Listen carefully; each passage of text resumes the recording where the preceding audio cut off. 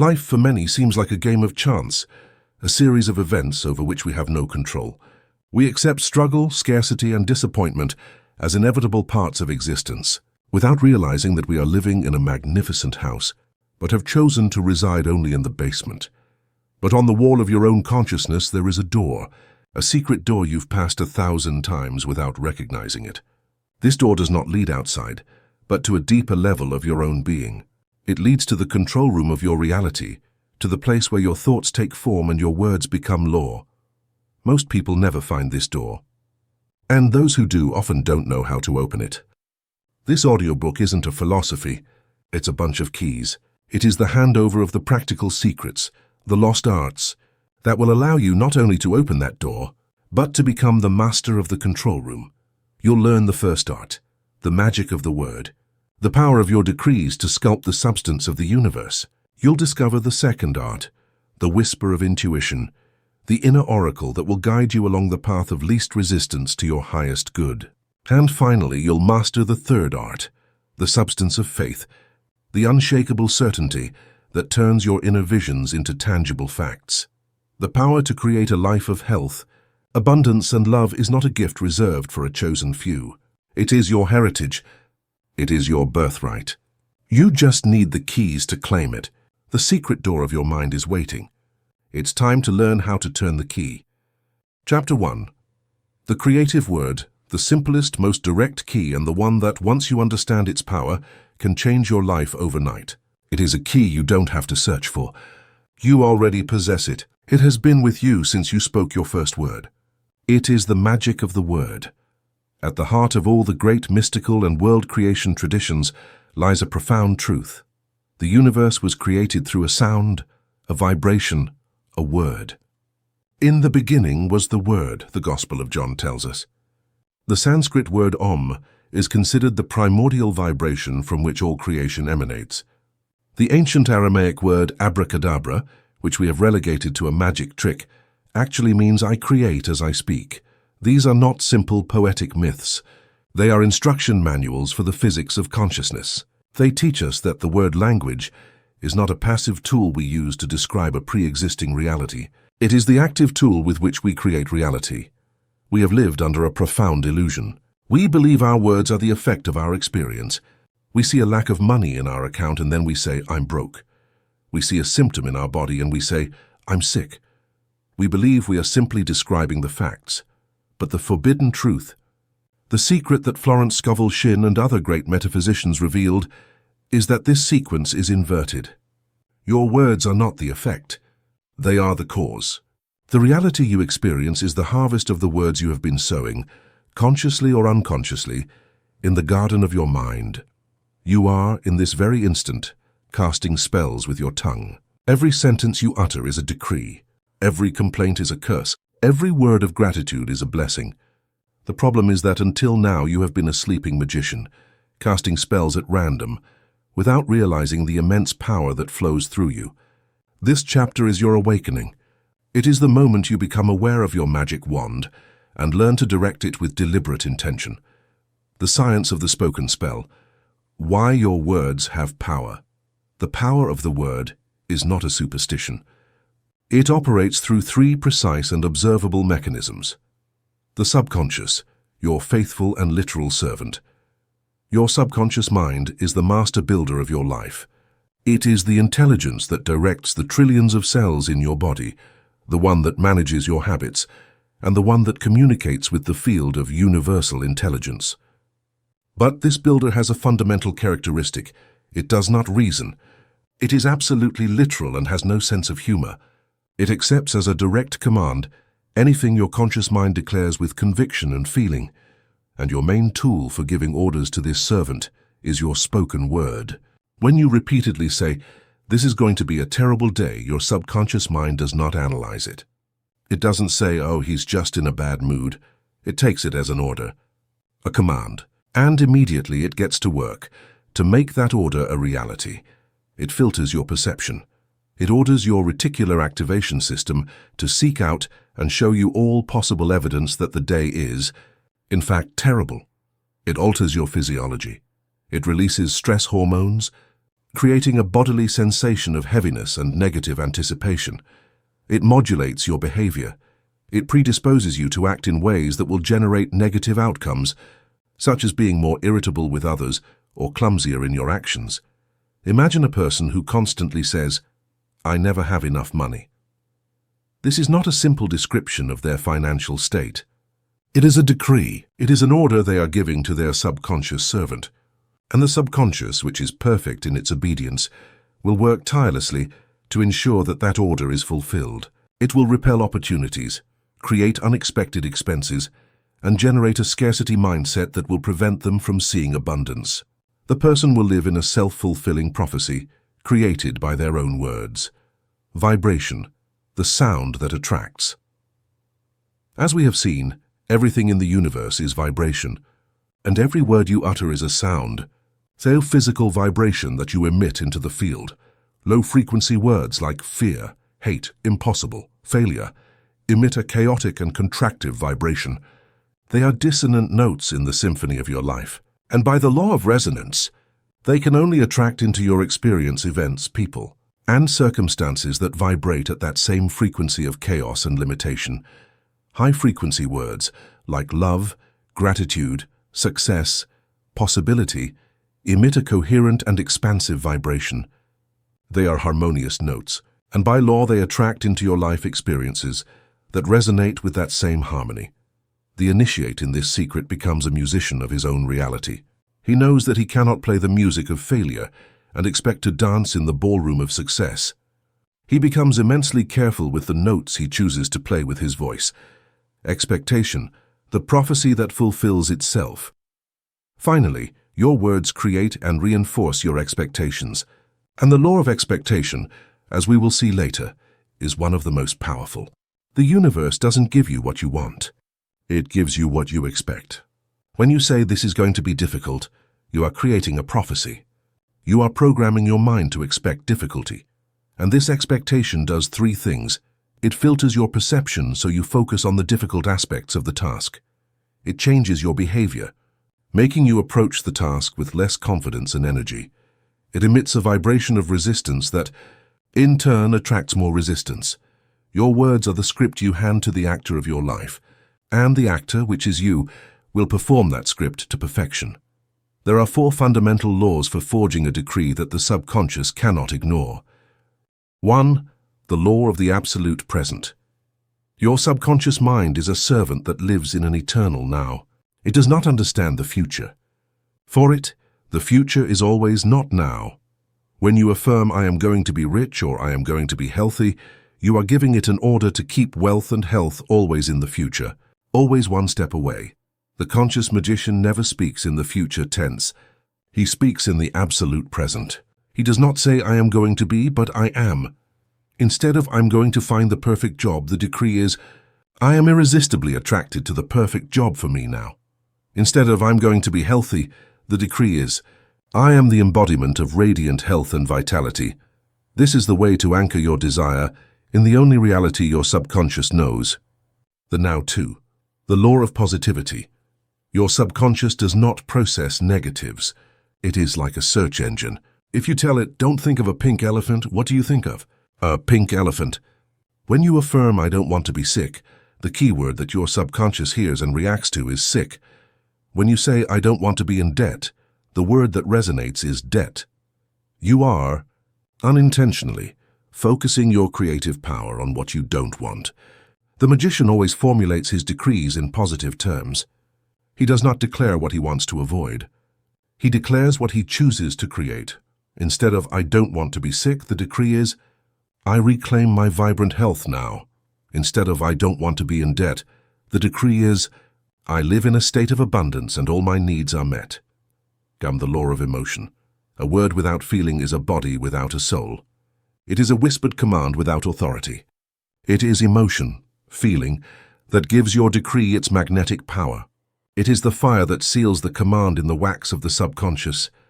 The initiate does not repeat his affirmations like a robot. First, he enters the feeling of the wish fulfilled. Before declaring, "I am abundance," he takes a moment to feel the emotion of abundance. What would it feel like to have no financial worries? It would feel like relief, like freedom, like peace. And from that feeling he utters the words. Now the words are not a hope. They are the description of his inner state. And the subconscious, upon receiving both the verbal command and the emotional confirmation, accepts it as a truth, the law of conviction, faith. Finally, the decree must be pronounced with unshakable faith. Faith, as Florence taught, is the certainty that you are operating with a law that is infallible. When you flip a light switch, you don't hope the light will turn on. You have the certainty that it will, because you trust in the law of electricity. In the same way, the magician pronounces his decree, not with the hope that it will work, but with the serene confidence that he is putting a mental law into motion that is as real and as predictable as that of electricity. His tone of voice is not one of supplication, but of quiet command. The ritual of the spoken word, the magician does not cast his spells at random. He creates a ritual. He knows that repetition and ceremony are what imprint the command on the subconscious. The morning decree practice. The master begins his day by declaring the law for his day. Before the world can impose its story of limitation on him, he imposes his own. He chooses his main decree for the day and repeats it with feeling as he gets ready, setting the tonic note for the symphony of the next few hours. The mirror practice. The initiate stands in front of the mirror, which is the portal to his subconscious. He looks deeply into his own eyes, at the divinity residing within him, and from that place of power he declares his truth. I am the image and likeness of perfection. My success is divinely planned and is manifesting now. The written word practice. The magician knows that writing is the act of anchoring a thought on the physical plane. He often writes his decree on a piece of paper and places it in a visible spot. Every time his eyes land on it, it's not just a reading. It's a reactivation of the spell, a reminder to his mind of what the new truth is. The most powerful magic in the universe does not reside in ancient grimoires or in wooden wands. It resides in your own tongue. Your words are the paintbrushes with which you paint the canvas of your life, the decrees that give shape to your destiny. Chapter 2. The Decree Workshop. Now it's time to wake up. It's time to enter the workshop. Roll up your sleeves and learn the trade. It's not enough to know that the magic wand is powerful. You must learn to wield it with precision, intention, and mastery. This chapter is your practical workshop. It is the forge where you will learn to create decrees and affirmations that are not simple positive thinking phrases, but potent, direct commands that your subconscious mind will have no choice but to obey. The anatomy of a perfect decree, the syntax of magic, the initiate in the magic of the word, does not recite empty phrases he has read in a book. He becomes a craftsman, a forger of decrees. He knows that, for an affirmation to have power, it must be built following a sacred syntax, a set of laws that ensure the message is received and executed by the subconscious servant. The first law of the forge, the absolute present. Your subconscious mind is a servant that lives in an eternal now. It doesn't understand the concept of tomorrow. For the subconscious, the future is always not now. When you affirm I'm going to be rich and I'll have health or I'll find love, you're giving it an order to keep those realities always in the future, always one step away, always out of your reach. And the obedient servant complies, keeping you in a state of perpetual pursuit. The conscious magician never speaks in the future tense. He speaks in the absolute present. He does not say, I'm going to be, but I am. He uses the present as if the desire were already an accomplished fact. Instead of, I'm going to find the perfect job, the decree is, I am irresistibly attracted to the perfect job for me now. Or, even more powerfully, the perfect job for me, full of abundance and purpose, is already a reality in my life. Instead of, I'm going to be healthy, the decree is, I am the embodiment of radiant health and vitality. This is how you anchor your desire in the only reality your subconscious knows, the now. You are describing what is, not what will be. The second law of the forge, the positive declaration. Your subconscious does not process negatives. It's like a search engine. If you tell it, don't think of a pink elephant, what do you think of? A pink elephant. Its language is that of images and concepts, not that of the logic of exclusion. When you affirm, I don't want to be sick, the keyword that your subconscious hears and reacts to is sick. When you say, I don't want to be in debt, the word that resonates is debt. You are unintentionally focusing your creative power on what you don't want. The magician always formulates his decrees in positive terms. He does not declare what he wants to avoid. He declares what he chooses to create. Instead of, I don't want to be sick, the decree is, I reclaim my vibrant health now. Instead of, I don't want to be in debt, the decree is, I live in a state of abundance and all my needs are met. The third law of the forge, the flame of emotion. A word without feeling is a body without a soul. It is a whispered command without authority. It is emotion, feeling, that gives your decree its magnetic power. It is the fire that seals the command in the wax of the subconscious. The initiate does not repeat his affirmations like a robot. First, he enters the feeling of the wish fulfilled. Before declaring, I am abundance, he takes a moment to feel the emotion of abundance. What would it feel like to have no financial worries? It would feel like relief, like freedom, like peace. And from that feeling, he utters the words. Now, the words are not a hope. They are the description of his inner state. And the subconscious, upon receiving both the verbal command and the emotional confirmation, accepts it as an irrefutable truth, the fourth law of the forge, the conviction of faith. Finally, the decree must be pronounced with unshakable faith. Faith, as Florence taught, is the certainty that you are operating with a law that is infallible. When you flip a light switch, you don't hope the light will turn on. You have the certainty that it will, because you trust in the law of electricity.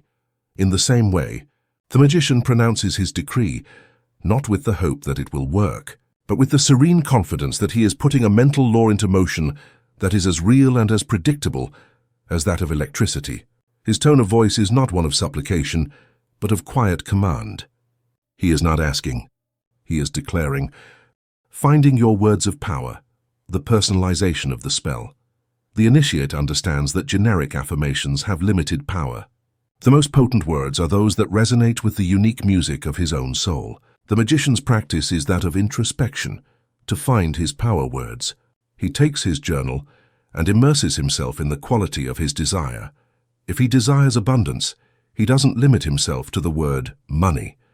He explores what that abundance means to him on a deeper level. Is it freedom? Is it security? Is it impact? Is it flow? He finds the words that make his heart vibrate. He discovers that perhaps for him the affirmation, I am a channel for the divine flow of abundance that allows me to live in total freedom and security, is 1,000,000 times more potent than a simple, I am rich. The magician becomes a poet of his own reality, choosing the words that have the greatest emotional and symbolic charge for him. The magician does not cast his spells at random. He does not whisper his decrees once and then wait passively. He knows that repetition, ceremony, and ritual are the language that the subconscious understands and respects. They are the acts that engrave the command in the depths of his being until it becomes second nature. The initiate's practice is to weave his decrees into the tapestry of his daily life, turning his existence into a ritual of constant creation. The morning decree practice. The master begins his day by declaring the law for his day. Before the world can impose its story of limitation on him, he imposes his own. Immediately upon waking, before even getting out of bed, he chooses his main decree for the day. Perhaps it is a day for prosperity, and his decree is, divine grace works through me and for me, turning my efforts into surprising and abundant success. Or perhaps it is a day for healing, and he declares, I am a perfect spiritual being, and my body is the radiant manifestation of this perfection. He repeats his decree several times, not like a parrot, but feeling the vibration of each word, accepting its truth before the day begins. He has set the tonic note for the symphony of the next few hours, the mirror practice. The initiate understands that the mirror is not a simple pane of glass that reflects his physical face. It is a portal to his subconscious. It is the scrying mirror of his own soul. He stands in front of his reflection, but he does not see the person limited by the past. He looks deeply into his own eyes, at the divinity that resides within him, and from that place of power he speaks to that intelligence, declaring his truth, not with arrogance, but with the calm authority of one who knows who he is. I recognize the perfection in me. I recognize my power. I recognize my divine right to abundance, to health, and to love. The written word practice. The magician knows that writing is the act of anchoring an ethereal thought on the physical plane of matter. It is giving the spell a body. He turns his journal into a personal grimoire, a book of power. On its pages he writes his decrees, not as an exercise, but as the solemn act of writing a new law in the book of his life. He often writes his main decree on a small piece of paper and carries it with him in his pocket or wallet. Every time he touches it, it's not just a reminder. It's a reactivation of the spell, a reaffirmation of his new reality. The magician in the world, using the decree as a shield and sword. The practice is not limited to the sanctuary of the home. The true work of the magician is done in the world, in the midst of chaos and collective doubt. One of the most potent practices is that of the armor of light. The magician knows that the world is full of chaotic vibrations and the fearful thoughts of millions of people. Before leaving his workshop in the morning, he dresses in his protective armor. He takes a moment in silence and declares, "The light of divinity surrounds me. I am enveloped in the magic circle of love, and nothing that is not divinely planned can reach me. Only good can enter my field, and only good can emanate from me." This is not an act of fear, but an act of sovereignty. It is the declaration that he is the only one who decides what energy is allowed to enter his kingdom. And when the magician faces, in his day-to-day life, an appearance of lack, conflict, or illness, he does not join the fear. He is not dragged along by the collective hypnosis. He draws his sword of truth. If he receives an unexpected bill, the appearance of lack, instead of falling into panic, he immediately casts a counterspell. With an inner calm, he declares, "This is not real. It is a shadow. My supply is infinite and divine, and all my needs are covered now, with a great surplus." If someone criticizes or attacks him, the appearance of conflict, instead of reacting with anger, he declares inwardly, "No one can hurt me, for I am one with divine love. I bless this person and neutralize this situation now."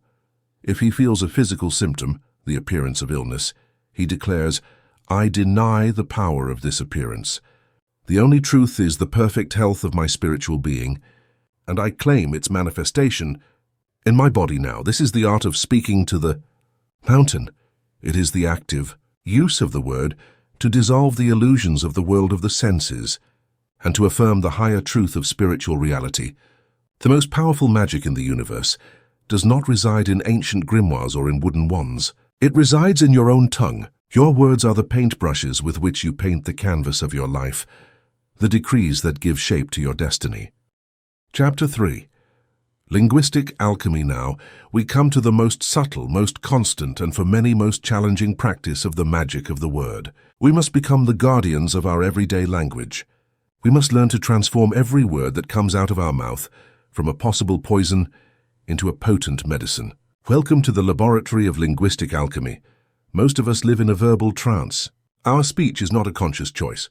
It is a habit, a conditioned reflection of our subconscious beliefs. We believe that our words describe our reality, but as we already know, the law is inverted. Our words create our reality.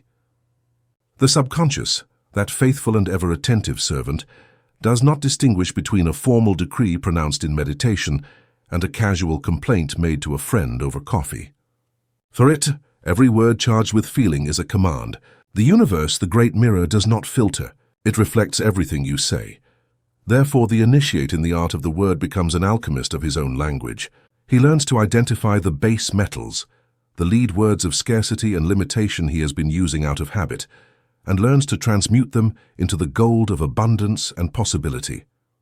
To do this, we must first unmask the three great curses, the three unconscious spells that keep humanity trapped in a cycle of suffering. The first curse, complaint, the prayer for lack. Complaint is the most common and most corrosive form of black magic we practice against ourselves.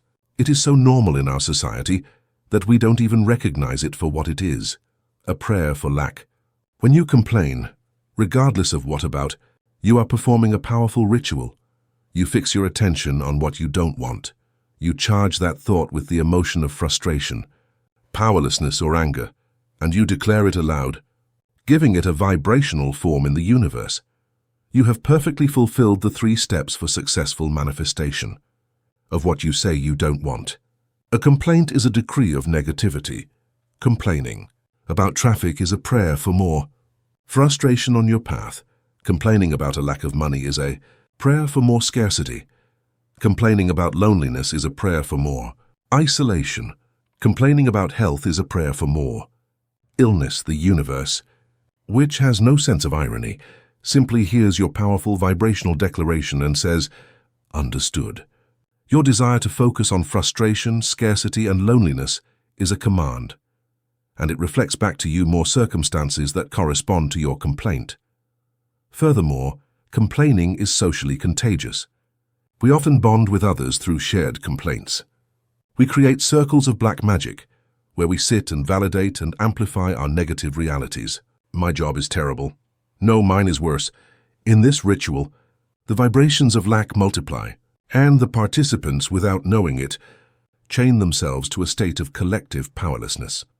The linguistic alchemist makes the radical decision to fast from complaining. This does not mean he becomes a blind optimist who denies problems. It means that, when faced with an unwanted situation, he refuses to empower it through the word of powerlessness. Instead of complaining about the problem, he focuses his language on the solution or the lesson. The second curse, self-criticism, the decree of unworthiness. The second curse is the one we direct at ourselves. It is the subtle poison of self-criticism, often disguised as false humility or self-deprecating humor. Every time you say, "I'm so stupid," "I'm a disaster at this," "everything always goes wrong for me," you are not being humble. You are casting a powerful spell. You are uttering a masked "I am" decree, and your subconscious, which loves you unconditionally, accepts that command without question. Understood. You are a disaster. I will make sure your behavior and your results align with this truth you have declared. This way of speaking is also a barrier that blocks the reception of good things. It is the art of rejecting grace. When someone offers you a compliment, you did a great job on that project. And your automatic response is, "Oh, it was nothing, it was luck." You have just cast a counterspell. The universe sends you a wave of recognition energy, and you, with your own words, have just built a wall to deflect it. You have sent the subconscious the signal, "I am not worthy of this recognition. I do not accept it." And the subconscious learns, he doesn't like receiving praise. I will avoid situations where he might receive it in the future. The magician of the word learns to receive. When he receives a compliment, he simply smiles and says with genuine gratitude, "Thank you, I receive it." This simple act of acceptance tells the universe and his own mind that he is open and worthy of more good. The third curse, gossip, the boomerang law. The third curse is the one we cast on others, without realizing that every word is a boomerang that inevitably returns to the one who throws it. It is the poison of gossip and criticism. As Florence Scovel Shinn taught, life is a game of boomerangs. What you send out to the world sends back to you. When you criticize someone, you are emitting a vibration of judgment, and by law you will attract people and circumstances that judge you. When you talk about someone else's supposed bad luck, you are tuning your own consciousness to the frequency of bad luck. When you condemn someone for their mistakes, you are inviting the universe to present you with situations where you will be condemned for your own. Gossip is not a harmless social activity. It is an act of vibrational black magic. It not only harms the person being talked about, it harms you, the speaker, in a much deeper way. It stains your consciousness, as Florence said. It lowers your vibration and aligns you with the same negative energy you are describing. The linguistic alchemist understands this law perfectly. He refuses to participate in verbal destruction, not because he is a saintly person, but because he is an intelligent practitioner. He knows he cannot afford to contaminate his own vibrational field. When he finds himself in a conversation where gossip reigns, the initiate does not confront. He simply either withdraws in silence or uses his power to steer the conversation toward a more constructive topic. And he practices instead the opposite art, that of blessing others. He speaks well of people behind their backs. He looks for and comments on their positive qualities. He knows that by emitting this energy of appreciation and goodwill, he is sowing the seeds of a world that will reflect that same kindness back to him. The first practice, the transmutation of complaint. The magician knows that he cannot simply suppress complaint. The energy of dissatisfaction needs to be acknowledged. Therefore, he does not repress it. He transmutes it. The initiate's practice is that of alchemical inversion. He knows that, hidden within every complaint like a pearl in an oyster, is the seed of a clear desire. The first step, awareness. The alchemist becomes an observer of himself. He catches himself in the act of complaining, whether aloud or in his inner dialogue. The second step, the alchemical question. In that instant, instead of continuing with the complaint, he pauses and asks himself the question that changes everything. Okay, this is what I don't want. So what is it that I do want? The complaint, I'm sick of this stressful job, becomes the question, what is it that I do want? The clear answer is, I want a job that is peaceful, creative, and gives me a sense of purpose. The complaint, I never have enough money, becomes the question, what is it that I do want? The answer is, I want to experience a state of financial flow, of security and freedom. The third step, the decree. And once he has extracted the pearl of desire, the alchemist transmutes the energy of the complaint into the power of a decree. The old complaint becomes a new potent affirmation. I am grateful that my job is a source of peace, creativity, and abundant prosperity. Or, I am a magnet for financial flow, and all my needs are covered with a great surplus. He has taken the lead energy of frustration and turned it into the gold of a clear and powerful intention. The second practice, the art of blessing. The magician knows that the opposite of gossip and criticism is not silence but blessing. Blessing is the act of deliberately directing an energy of good, of appreciation, and of goodwill toward another person, place, or situation. It is one of the most potent forms of magic that exists, because when you bless another, you bless yourself in three ways. You elevate your own vibration. It is impossible to feel a sincere blessing and a low-frequency emotion at the same time.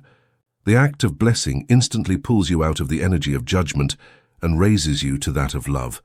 You affirm abundance. When you bless another person's success, you are telling your subconscious that success is possible and that there is enough for everyone. You are canceling the belief in scarcity. You activate the boomerang law. The energy of goodwill that you send out into the world must, by law, return to you. The initiate's practice is that of the cloak of blessing. He cultivates the habit of silently blessing everything and everyone he encounters. He blesses his environment. Upon entering his house or office, he blesses it. I bless this space. May it be a sanctuary of peace and harmony. He blesses his finances. When paying a bill, he blesses the money. I bless this money on its way out. May it enrich everyone it touches, and I release it with the faith that it will return to me multiplied. He blesses people. He passes a stranger on the street and thinks, I bless you. I wish you peace. He sees someone in a luxury car and thinks, I bless your prosperity. May it expand even more. And this is the most difficult and most powerful, when he is faced with someone who challenges or criticizes him, he practices blessing. Although I don't understand your path, I bless you. I send you love. I neutralize this situation with goodwill. This practice transforms the world from a place of threats and competitors to a place of opportunities to give and receive grace. The third practice, the vocabulary of abundance. Finally, the alchemist becomes a curator of his own dictionary. He knows that the words he habitually uses are the bricks with which he builds his house. Therefore, he chooses his bricks with exquisite care. He performs a linguistic detox. The word spend, which implies a loss, is replaced by circulate or invest. I'm going to put this money into circulation. I'm going to invest in this nutritious meal. The word problem, which implies a blockage, is replaced by challenge or growth opportunity. The phrase I have to, which comes from obligation, is replaced by I choose to. I choose to go to work today. The word difficult is replaced by interesting. The but, which negates everything that came before, is replaced by the and. Instead of I want to start my business, but I'm afraid, he says, I want to start my business and I feel fear, and I will do it anyway. This change in vocabulary is not superficial. Each word carries a vibrational charge. By consciously choosing a language of power, possibility, and choice, you are rewiring your brain and changing the signal you send to the universe.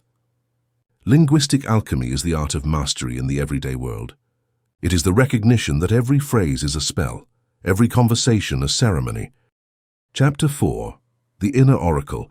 Inside every human being in the silent sanctuary of consciousness resides an oracle, a source of wisdom so vast, so precise, and so infallible that, if we learn to consult it and trust it, doubt, confusion, and error would disappear from our lives forever.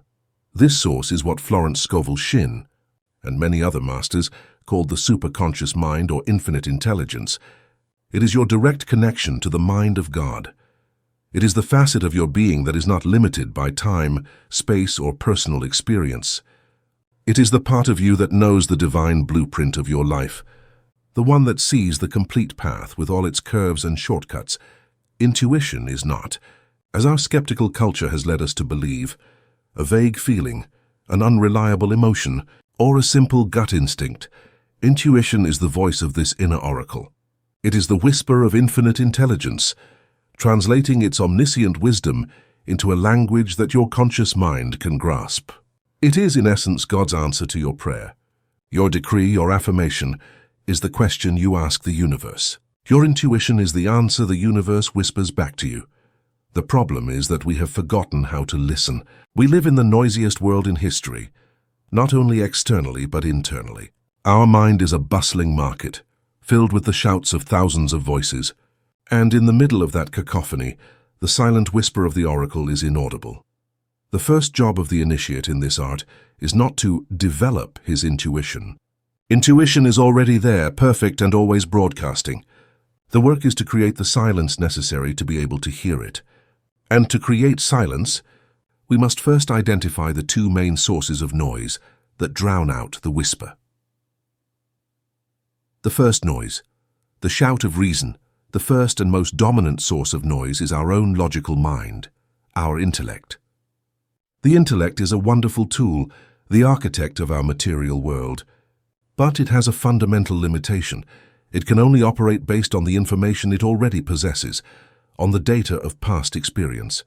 Its logic is that of the three-dimensional world, that of visible cause and effect. Intuition, on the other hand, operates from a higher dimension. It is not limited by the logic of the past. It sees the complete picture, and therefore, its guidance will often seem completely illogical to the rational mind. Intuition may whisper to you to quit a secure, well-paying job to follow a passion that has no guarantee of success. Logic will shout, "That's crazy." Intuition may tell you to trust a stranger or to take a different route home for no apparent reason. Logic will shout, "It's not safe. It's not efficient." Intuition may give you a creative solution to a problem that defies everything you've learned. Logic will shout, "That's impossible." The rational mind, with its need for proof, for data, for security, sees intuition as a reckless and dangerous advisor, and for that reason, in the council of our mind, reason shouts its logical arguments, completely drowning out the quiet and often paradoxical whisper of the soul. The second noise, the shout of fear. The second source of noise is even more deafening, because it speaks the same language as intuition, that of feeling. It is the shout of our subconscious, the voice of fear. Fear, like intuition, manifests as a hunch, as a visceral feeling. But its origin and its quality are radically different. Fear is the voice of memory. It is the echo of a past wound. It is your subconscious trying to protect you from repeating a pain it has already experienced. If you were betrayed in a past relationship, your fear will shout, "Danger." Every time you start to open your heart again, even if the new situation is completely safe. Intuition, on the other hand, is the voice of vision. It does not look to the past. It looks to the field of future potentialities. Its guidance is not born from the wound, but from wisdom. Distinguishing between these two voices is, perhaps, the most crucial skill of the conscious magician. It is the difference between being guided by a ghost of the past and being guided by an angel of the future. We must learn to recognize the unmistakable signatures of each voice, the signature of fear. Emotional quality. The voice of fear is always contractive. It feels heavy, anxious, urgent. It is an energy of be careful. Bodily location. It is often felt in the solar plexus, as a knot in the stomach, or as tension in the shoulders and jaw. Mental content. It is always tied to a story, to a narrative of catastrophe. It presents you with a detailed movie of everything that could go wrong. Tone. It is noisy, repetitive, obsessive. It shouts the signature of intuition, emotional quality. The voice of intuition is always expansive. It feels light, calm, neutral. It does not have an emotional charge of anxiety. It is an energy of "this is the way." Bodily location.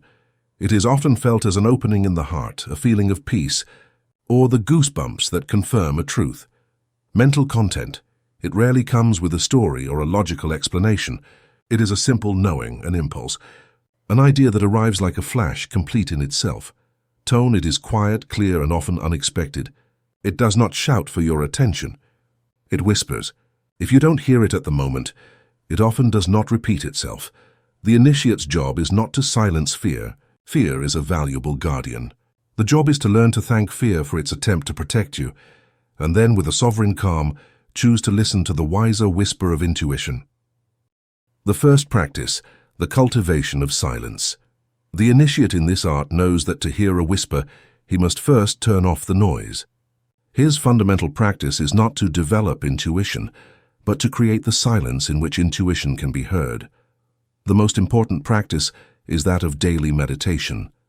The magician does not necessarily meditate with complex techniques.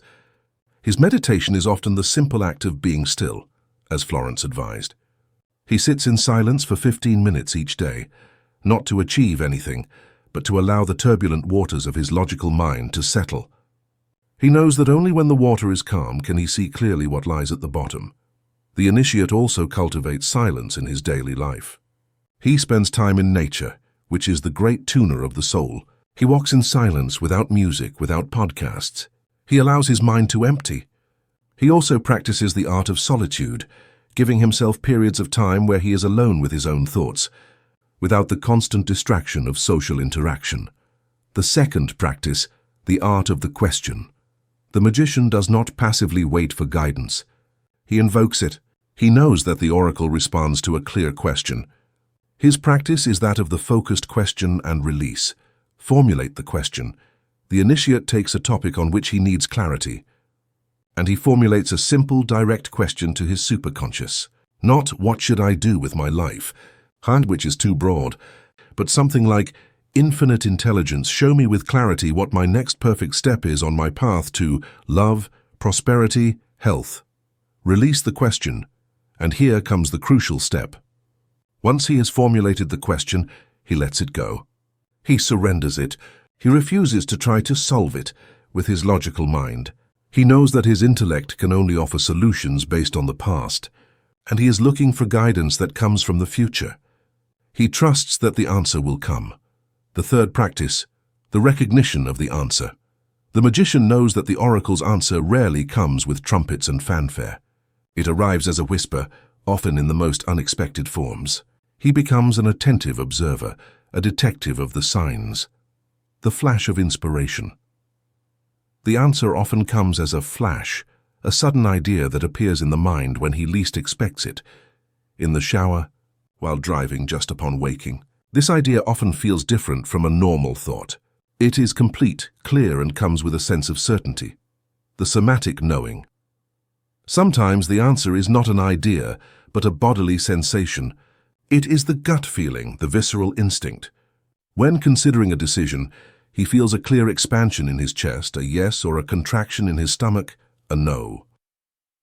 The answer through the world. And often, the answer comes through the external world, in the form of synchronicity. He happens to hear a stranger say the exact phrase he needed to hear. He opens a book at random to the page that contains the perfect answer. The fourth practice, the muscle of trust. Hearing intuition is one thing. Having the courage to act on it, especially when it defies logic, is true mastery. The initiate understands that trust in intuition is a muscle that is strengthened with use. He starts with small acts of faith. If he feels the intuitive impulse to take a different route home, he does so, simply to practice the act of obeying. If he feels the impulse to call an old friend, he does so without needing a logical reason. Imagine the story of a woman who had decreed abundance, but felt stuck in her job. One day in her meditation, she formulated the question, "Show me the path to my true prosperity." and she let it go. A few days later, while walking through the city, she felt an inexplicable impulse to enter a small art store she had never noticed before. Her logical mind told her, "You don't have time for this, you don't have money to buy art." But she, practicing trust, obeyed the whisper. Inside, she didn't find anything that interested her, but she overheard the store owner on the phone complaining about how difficult it was to find a good accountant who understood the needs of artists. Our protagonist, who was an accountant at a large company, felt a surge of energy, the signature of intuition. After a brief struggle with her fear, she approached and told the owner, "I think I can help you." That conversation led her to start a small accounting service for creatives in her spare time. She discovered that she loved that work. A year later, she had quit her old job and was running a prosperous business, serving a community that filled her with joy. The guidance did not come as a 10-step business plan. It came as an illogical whisper that she had the courage to follow. Your intuition is not a luxury. It is your divine compass, your direct line to the infinite wisdom of the universe.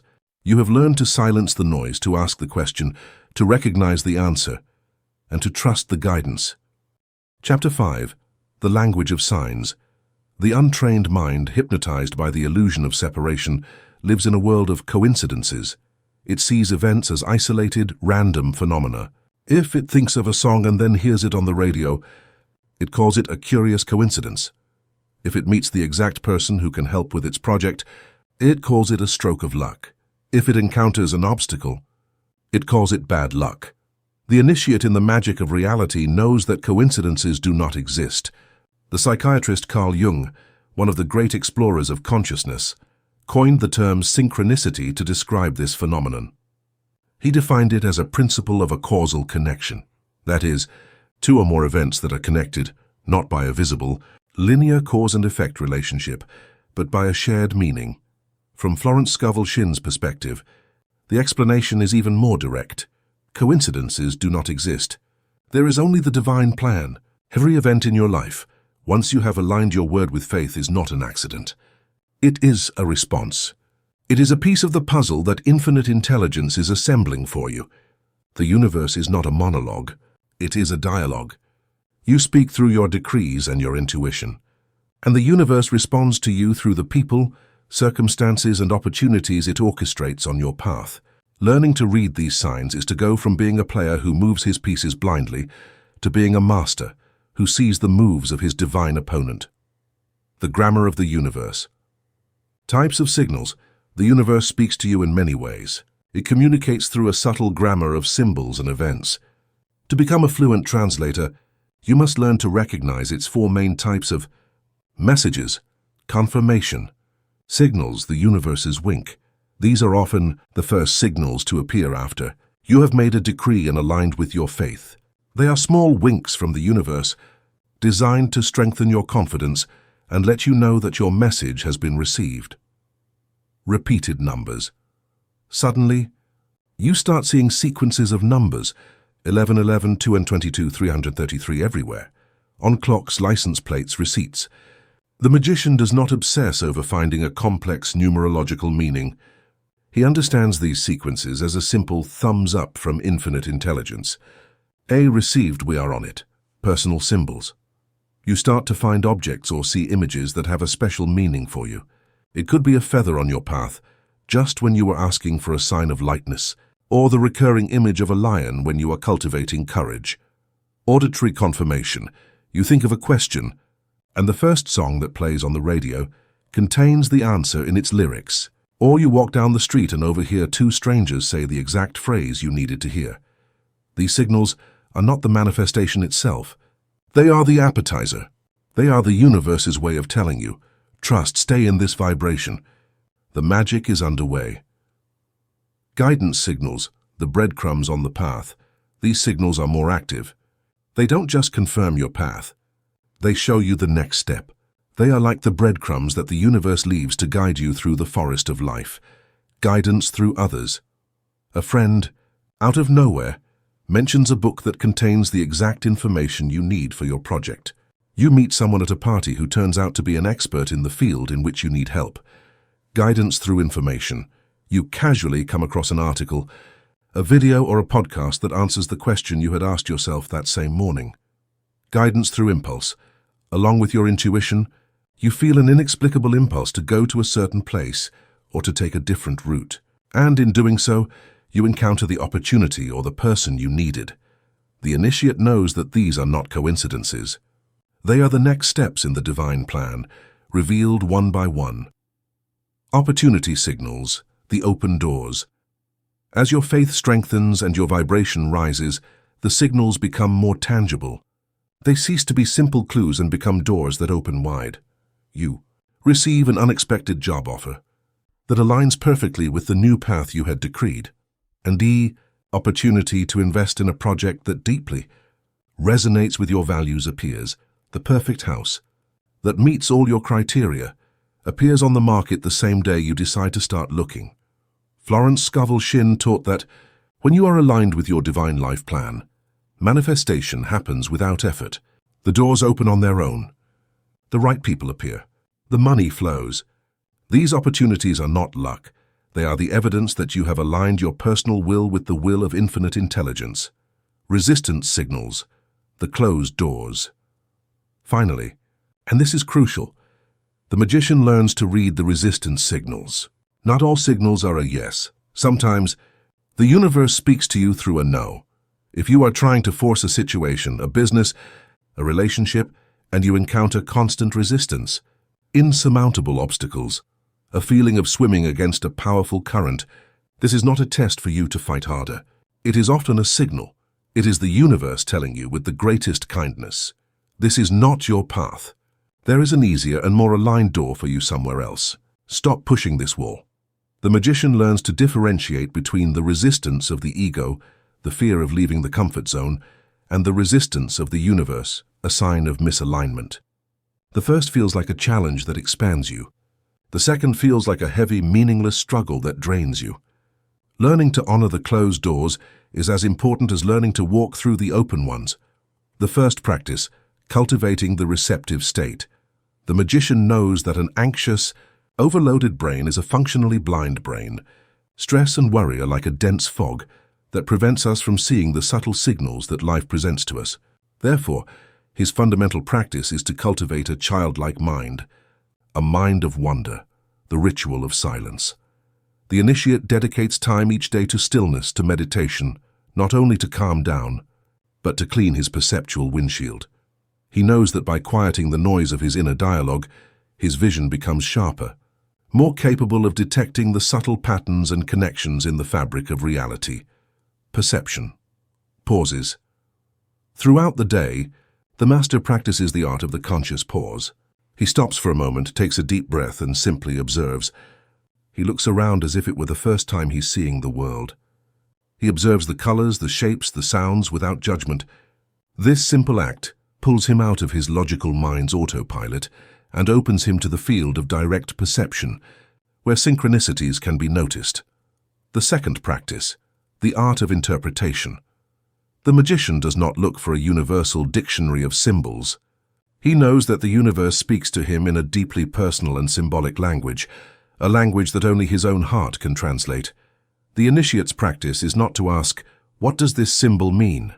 It is to ask, "What does this symbol mean to me? What feeling? What inner knowing? What memory is awakened in me when I see it?" He trusts the first answer that emerges from his intuition, not the subsequent analysis of his logical mind. He knows that the correct interpretation always feels resonant, like the sound of a bell vibrating in his being. If the interpretation brings him a feeling of peace, expansion, or clarity, he knows it is the right one. If it brings him confusion or fear, he knows it is the voice of his ego interfering. The third practice, following the breadcrumbs. Recognizing a sign is the first step. Having the courage to act on it is the second and the most crucial. The initiate understands that every signal is an invitation to action, a breadcrumb on the path to his future. Manifestation rarely occurs as a single grand event. It often unfolds as a cascade of synchronicities that require our conscious participation. Imagine the story of a woman named Clara, who had been decreeing her perfect place in the world, a country house where she could have a garden and peace. She lived in a small city apartment, and had no idea how she could achieve her dream. The first sign. One day, after her morning decree, she sees a magazine in a coffee shop. On the cover is a photo of a country house with distinctive blue hydrangeas. She feels an inexplicable pull in her heart. Confirmation signal. The second sign. That afternoon, talking to a friend, the friend casually mentions a small town in the mountains she had never heard of, describing it as a magical place full of flowers. Guidance signal. The first action, trust. The next weekend, Clara feels a strong intuitive impulse to drive to that town. Her logical mind protests. It's a waste of time and gas. But she, practicing trust, obeys the whisper. The third sign. Upon arriving at the town, she feels at home. As she walks through its streets, she sees an old woman watering magnificent blue hydrangeas. Clara stops and tells her how beautiful they are. They begin to talk. The old woman tells her that, unfortunately, she has to sell her house to move in with her daughter. Opportunity signal. The second action. The house was not officially on the market. Clara would never have found it through normal channels. It was her dream house. The magician understands that life is this dance of co-creation. He sends the decree. The universe responds with a breadcrumb. He takes the next step, and the universe shows him the next breadcrumb. Synchronicity is the proof that you are not alone. It is the confirmation that, when you change your energy, the entire universe becomes your ally, your co-creative partner, communicating with you every instant through the fabric of reality. Chapter 6. The Path of Inspired Action. We have been indoctrinated into the cult of effort. We are told that success is the result of brute force, of sacrifice, of rowing against the current, and of making things happen. We have come to believe that if something does not cost us immense suffering, then it has no value. This is the philosophy of the warrior, not the magician. The warrior believes in force. The magician believes in flow. The forbidden truth that Florence Scovel Shinn and other great masters revealed is that the most powerful action is not that which is born of the greatest effort, but that which is born of the greatest alignment. Welcome to the path of inspired action. The great misunderstanding. Effort versus inaction. The untrained mind, upon hearing about faith and non-resistance, often falls into one of two extremes. The first is forced action. It is that of the doer who, filled with anxiety, tries to control every variable and force the outcome through incessant work. This path, as we have seen, often leads to burnout and frustration. The second is passive inaction. It is that of the dreamer, who, having made his affirmation, sits and waits for the universe to deliver his desires on a silver platter. Both paths lead to frustration. The first to exhaustion, the second to disillusionment. The magician understands that there is a third way, a middle path of power and grace. Inspired action is not struggle, but it is not passivity either. It is the act of moving in perfect synchrony with the current of universal intelligence. The anatomy of inspired action. Inspired action is not measured by the amount of sweat, but by the quality of its energy. It is not about how much you do, but from where you do it. Its characteristics are unmistakable. It is born of inspiration, not obligation. Forced action is born of the logical mind, of the list of shoulds. I should make 50 sales calls. I should go to that networking event. It feels heavy, like an obligation. It is the voice of the inner critic, or social pressure. Inspired action, on the other hand, is born of the inner oracle. It is an impulse that emerges from your intuition, often unexpectedly, and without any apparent logical connection. It doesn't feel like a have to, but like a want to. It is a gentle, joyful pull from your soul, not a violent push from your ego. Forced action drains your energy. Inspired action generates it. It is born of joy, not sacrifice. Inspired action almost always feels like a game. It is the activity that makes you enter a state of flow, where time disappears and you feel completely immersed and energized by the task itself. It is the sign that you are operating from your zone of genius, using your natural talents in a way that nourishes you. If your path to a goal constantly feels like a painful sacrifice, like a burden you must bear, it is an unmistakable sign that you are on the wrong path, that you are fighting against your own dharma. Florence Scovel Shinn taught that you must love what you do, because that love, that joy, is the vibration that magnetizes success. You cannot get to a happy destination through a miserable path. It is timely, not impatient. Forced action is born of the ego's impatience. It wants the result now and tries to force life's pace. Inspired action, on the other hand, has a sense of divine timing. The master magician is like an expert surfer. He doesn't try to catch every wave. He spends most of his time sitting on his board, calm, watching the sea, feeling the rhythm. He is in a state of active receptivity, and when he sees the perfect wave, the inspired impulse, he doesn't hesitate. He paddles with total energy, stands up, and rides the immense force of the ocean with grace and mastery. Inspired action is the art of knowing when to paddle and when to wait. It is the dance between patience and decisive action. The flow is a signal. The clearest sign that you are on the path of inspired action is the feeling of flow and ease. This does not mean there will be no challenges. It means that when you are on your right path, the universe seems to conspire to help you. The right doors open. The right people appear. Synchronicities multiply. You feel that you are being helped, that an invisible force is guiding and supporting you. Conversely, when you encounter constant and exhausting resistance, doors that close, insurmountable obstacles, a feeling of swimming in mud, it is not a signal for you to fight harder. It is often a sign from your intuition telling you, this is not the way. You are out of alignment. Pause, listen. There is an easier way.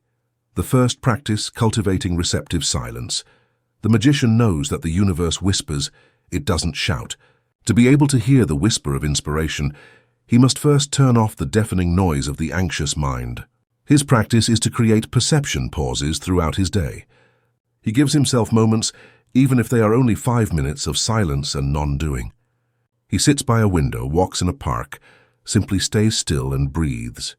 He is not meditating with a goal. He is creating a void.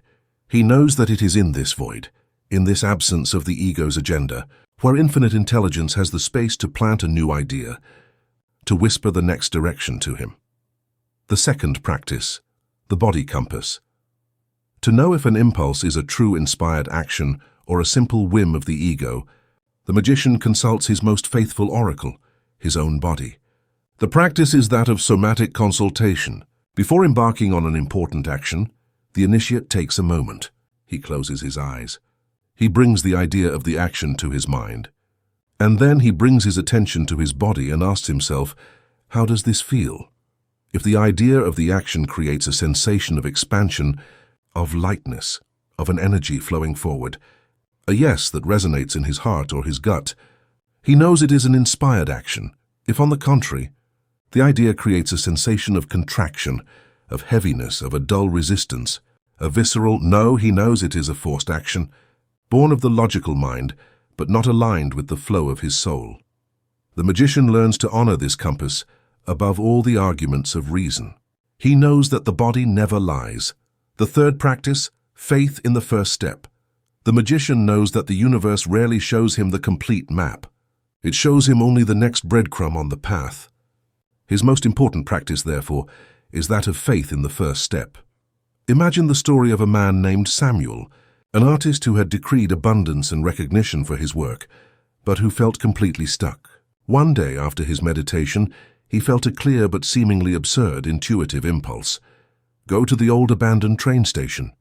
His logical mind, the warrior, protested, "That's crazy. What are you going to do there?" "It's dangerous, it's a waste of time." The old Samuel would have obeyed logic, but the new Samuel, the magician in training, decided to practice faith. He obeyed the impulse. He went to the station. Nothing spectacular happened. He was simply drawn to the texture of a rusty wall and took a picture of it with his phone. A few days later, looking at the photo, he received a second impulse. Paint this. He locked himself in his studio and for the first time in months painted with a renewed passion, not a realistic image, but an abstraction, inspired by the colors and textures of the rust. The painting was strange, different from anything he had ever done before. He hung it in his studio and didn't know what else to do. A week later, a friend visited him, and upon seeing the painting, she gasped. "Samuel," she said, "I know a gallery owner who is looking for exactly this style. You have to call him." Guidance signal. Samuel, following the current, called the gallery owner. The gallery owner, intrigued, visited his studio, and upon seeing the painting, his eyes lit up. He not only offered him a solo exhibition, but he revealed that that particular rusty wall was part of a famous historical train, which gave the work an unexpected story and value. The exhibition was a resounding success. Samuel's manifestation did not come through a 10-step business plan. It came through a chain of inspired actions, each one seemingly small and illogical, but each one being the answer to an inner guidance that he had the courage to follow. The path of inspired action is the path of grace. It is the dissolution of struggle. It is the discovery that you don't have to move the universe. You just have to move with it. Chapter 7. Faith as Absolute Certainty. This is perhaps the most charged and most misunderstood word in the entire spiritual lexicon. We have been conditioned to see faith in two ways, both limiting. The first is faith as a blind belief, the acceptance of a dogma without questioning it. The second is faith as an optimistic hope, a longing desire for things to turn out well. But the faith of the magician, the faith of the conscious creator, is neither of these two things. The misunderstood virtue, faith versus hope. To understand true faith, we must first differentiate it from its distant and much weaker cousin, hope. Hope is an emotion of the future. It is born from the perception of a lack in the present. When you hope for something, you are implicitly admitting that you don't have it, and that you are not sure if you will have it. It is a subtle vibration of doubt, of longing. It is the beggar who hopes for alms. Faith, on the other hand, is a state of the present. It is not the belief that something is going to happen. It is the serene and unshakable knowing that it has already happened on the plane of consciousness, where all creation begins. It is a vibration of absolute certainty. It is the king who knows that his kingdom belongs to him. Faith is not a passive virtue. It is an active substance. In the Epistle to the Hebrews, it is defined with astonishing metaphysical precision. Now faith is the assurance of things hoped for, the conviction of things not seen. It doesn't say the desire for things hoped for, it says the assurance. Faith is the cement that holds the building of your imagination together until it can precipitate into physical form. Without faith, your visualizations and affirmations are just sandcastles, beautiful but fragile, that crumble at the first wave of doubt or contrary sensory evidence. The science of certainty. Why faith moves mountains. The power of faith is not a religious mystery. It is a law of the mind. It operates through precise mechanisms. The subconscious obeys certainty. Your subconscious mind, the master builder, is not moved by desires or hopes. It is only moved by conviction. When you present it with an image of your wish fulfilled, charged with the vibration of hope or doubt, the subconscious gets confused. It's like giving a builder a blueprint and saying, "Build this, but I'm not sure if it's possible or if I really want it." The builder will do nothing. But when you present that same image, charged with the emotion of absolute certainty, the emotion of faith, the subconscious takes it as a final and irrefutable command. It does not question it. It simply mobilizes all the resources of infinite intelligence to bring that blueprint to its physical manifestation. Certainty as a coherent frequency. From a quantum perspective, the feeling of "it is done" is a unique electromagnetic signature of immense coherence. It is the exact frequency of the reality you desire. Hope and doubt are incoherent, noisy frequencies. It's like trying to tune a radio station by constantly moving the dial. You only get static.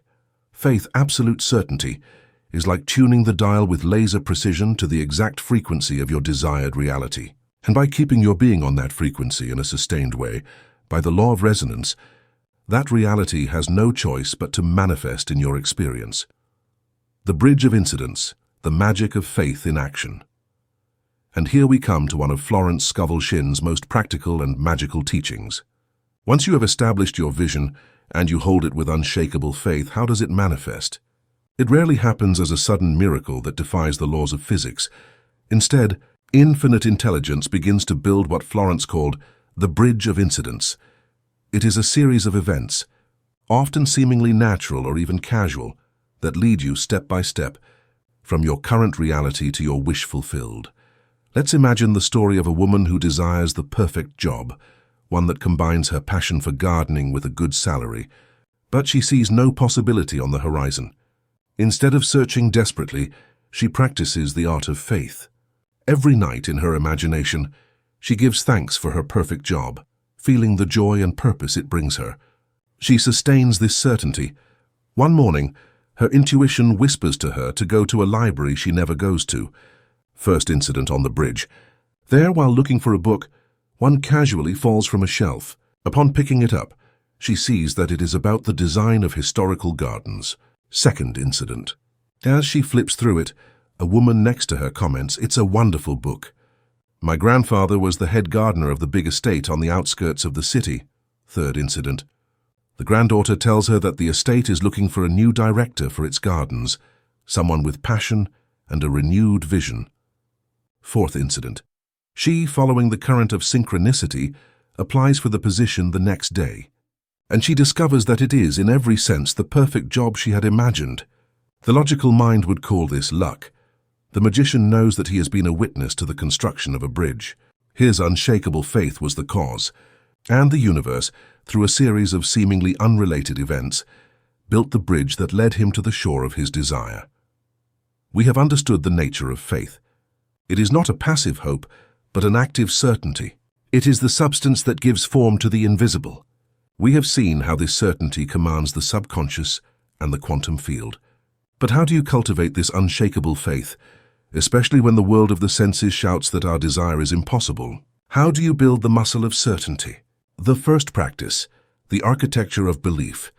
The magician knows that faith needs a structure to stand on, and that structure is built in the imagination. His fundamental practice is the rehearsal of the wish fulfilled. Every visualization session is one more brick in the temple of faith. The initiate is not asking. He is building the evidence in his inner world. He immerses himself with all his senses in the scene that implies his wish is already a fact, as we learned in the previous chapter. He repeats this scene over and over, especially in the drowsy state before sleep, until it becomes more familiar and more real than his external reality. The initiate also practices acting as if. Florence Scovel Shinn taught that faith without works is dead. We must prepare for the good we have asked for. This is the act of demonstrating to our subconscious that we truly believe our manifestation is on its way. If you have decreed prosperity, active faith is not staying home and waiting. It is preparing for abundance. Perhaps it is buying a new, quality wallet, not as an act of spending, but as an act of faith, creating the container for the money you know is going to arrive. If you have decreed the perfect partner, active faith is not lamenting loneliness. It is preparing the nest. It is making space in your closet, buying an extra pillow, becoming the person who is already in a loving relationship. Each of these small acts is a declaration of faith. It is an unequivocal message to the subconscious that says, "I am not waiting. I am preparing." The second practice, the mental diet, protecting the temple. The magician knows that once the temple of faith is built, he must protect it from the vandals of doubt. His practice is the mental diet. As we have seen, it is the art of refusing to entertain any thought, conversation, or feeling that contradicts the truth of your wish fulfilled. The initiate becomes a guardian of the door of his mind. When a thought of fear or doubt tries to enter, he does not fight it. He simply does not give it his attention. He lets it pass like a cloud. And often he uses the tool of the counter-decree. Doubt whispers, "You will never get it." The magician, with a sovereign calm, responds inwardly, "It is done. Infinite intelligence does not know failure, and I work with it." Fear shouts, "Look at that bill." The magician responds, "My supply is infinite and divine. Every bill is an opportunity for my God to manifest his abundance." This practice is not a struggle. It is a constant reaffirmation of loyalty to invisible reality. The third practice, anticipatory gratitude, the celebration. Finally, the fastest and most powerful way to strengthen faith is through gratitude. Not gratitude for what you already have, but gratitude for what you have asked for, and you know is already yours on the spiritual plane. The magician does not finish his decree and then forget about it. He follows it with a celebration. His practice is that of anticipatory gratitude. He spends time each day not asking, but giving thanks for the manifestation. Thank you, infinite intelligence, for my radiant health. Thank you for the perfect abundance that flows into my life. Thank you for the divine love that is now being expressed. This feeling of gratitude is the emotional signature of having already received. It is the highest and most magnetic vibration you can emit. It is the definitive proof for your subconscious that the work is finished. Faith is not a blind leap into the dark. It is a firm step into the light of your own imagination. It is the substance of your dreams and the evidence of your power. Chapter 8. The Bridge of Imagination. We will now build the bridge that connects the invisible world of your desire with the visible world of your reality. A bridge made not of steel or stone, but of the very raw material of consciousness. Welcome to the art and science of the bridge of imagination. The forgotten sense, redefining imagination. In our modern world, we have made a grave mistake. We have banished imagination to the realm of childish fantasy, to the dusty attic of useless daydreaming and escapism. Be realistic, we have been told. Stop imagining things. And with these words, they have stripped us of our most powerful creative tool, our most potent magic wand. Imagination is not a fantasy. It is the workshop of the soul. It is the quantum simulator of consciousness. It is the divine faculty that allows you to see beyond the tyranny of your five senses.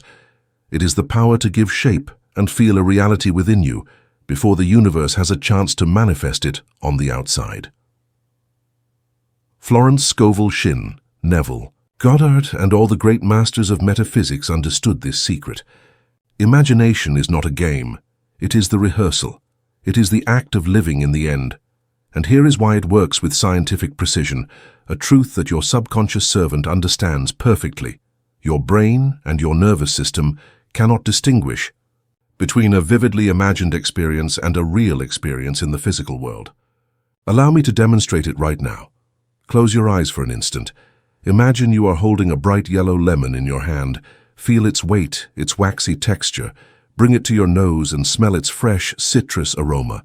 And finally, imagine biting deeply into that half, feeling the intensely sour juice explode on your tongue. If you have done this exercise with a minimum of concentration, it is almost certain that your mouth has begun to salivate. Your body has produced a real physiological response to an event that never happened. There was no lemon. There was only an image, a thought, a scene in the theater of your mind. Your body obeyed your imagination. Now I ask you to understand the immensity of what this means. If your imagination can create a real biochemical response from a non-existent lemon, what do you think it can do if you focus it, day after day, on the image of a perfectly healthy body, of a wallet overflowing with abundance, or of a relationship filled with love? Your imagination is the language that gives the clearest commands to your subconscious. A spoken decree is a command, but an imagined scene, lived and felt, is a complete architectural blueprint with detailed instructions that your faithful servant has no choice but to begin building in the physical world. The substance of faith. How imagination builds evidence. In the previous chapter, we defined faith as the evidence of things not seen. But how do we get that evidence? We cannot wait for it to appear in the external world, because our lack of faith prevents it from manifesting. It is a vicious cycle. Imagination is what breaks that cycle. Imagination is the art of generating internal evidence. When you immerse yourself in an imaginary scene of your wish fulfilled, you are not simply hoping for it to happen. You are, in that very instant, creating the neurological, biochemical, and emotional experience that it has already happened. And that internal experience is the evidence your soul needs. Imagine a great architect who is going to build a skyscraper. Long before the first stone is laid, the architect has already lived in the finished building. He has walked its halls in his mind. He has felt the view from the rooftop. He has seen the light entering its windows. For him, the building is not a hope. It is a reality that already exists on the plane of his consciousness. His imagination is the substance that sustains his faith throughout the entire construction process. In the same way, your imaginary act is the substance of your faith.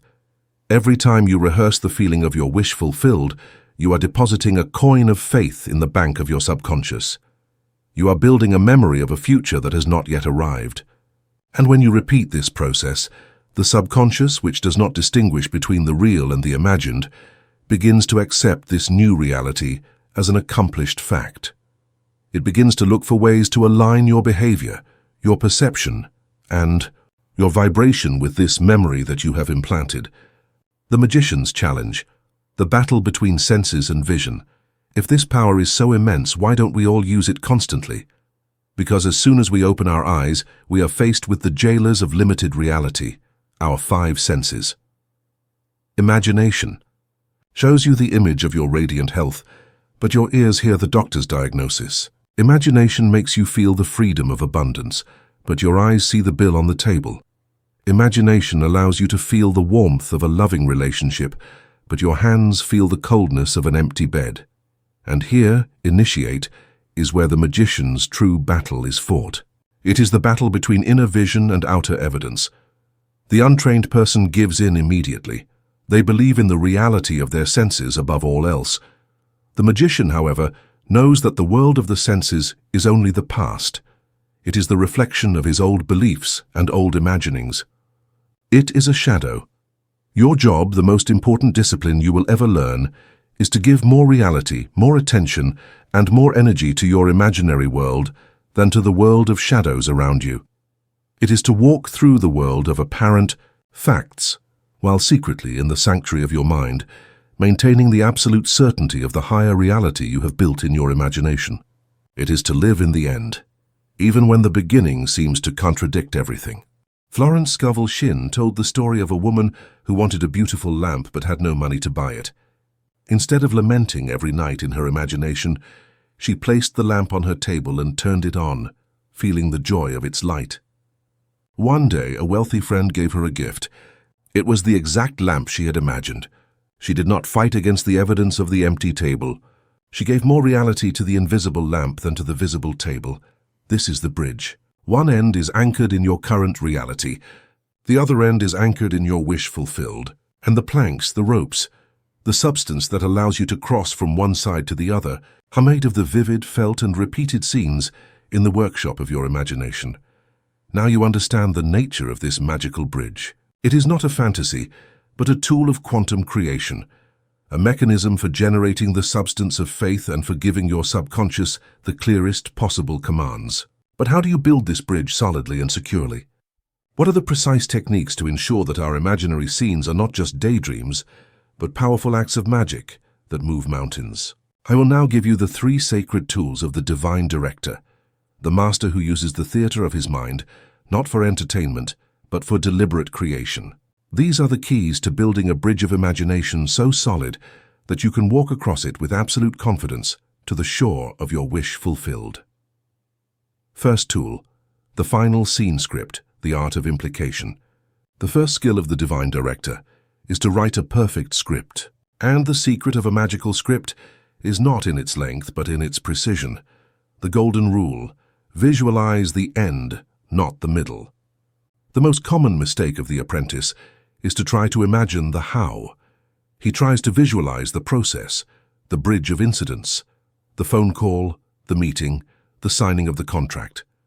This is a mistake for 2 reasons. First, it limits the universe. Infinite intelligence has paths and connections that your logical mind cannot even conceive of. By trying to dictate the how, you often choose a more difficult and slower path. Second, imagining the process often generates anxiety. Am I doing it right? What if they don't call me? What if I say the wrong thing in the meeting? The master magician completely ignores the middle. He goes directly to the end. His job is not to build the bridge, but to live in the destination. Choose a short, simple, and powerful scene that implies your wish is already an accomplished fact. If you want a promotion, don't imagine the interview. Imagine your best friend shaking your hand and saying, "Congratulations. I knew you'd get it." This scene implies that the interview was a success, that you got the job, and that you have already celebrated. If you want to heal a relationship, don't imagine the difficult conversation. Imagine you are sitting with that person, laughing together, with a sense of renewed peace and connection. The laughter implies that the conversation has already happened and that healing has taken place. If you want a healthy body, don't imagine the medical process. Imagine you are performing an activity you love and couldn't do before, running on the beach. playing with your children, feeling overflowing with energy and vitality. Brevity is power. Your scene should not be an hour-long movie. It should be a short loop, no more than 5 to 10 seconds. This allows you to repeat it over and over in your mind, like a visual mantra, until it is ingrained in your subconscious. Repetition is the key to impressing the subconscious. A short, emotionally charged scene repeated 10 times is infinitely more powerful than a long, complicated scene visualized only once. Second tool, sensory immersion, the seal of feeling. A script without actors who feel it is just paper. A mental image without emotion is a lifeless photograph. This second tool is what breathes the breath of reality into your creation. It is the seal of feeling. The first-person rule. It is absolutely crucial that you live your scene in the first person. Do not see yourself on a screen as if you were a spectator.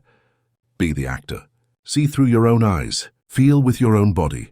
If you imagine the congratulatory handshake, do not see two people shaking hands. Feel the pressure of your friend's hand in yours. Hear their voice in your own ear. See their smiling face through your own eyes.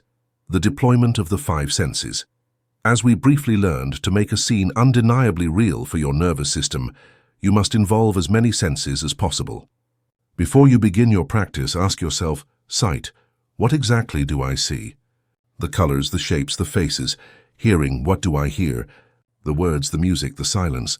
Touch, what do I feel on my body? The texture of an object, the temperature of the air, the sensation of clothes on my skin.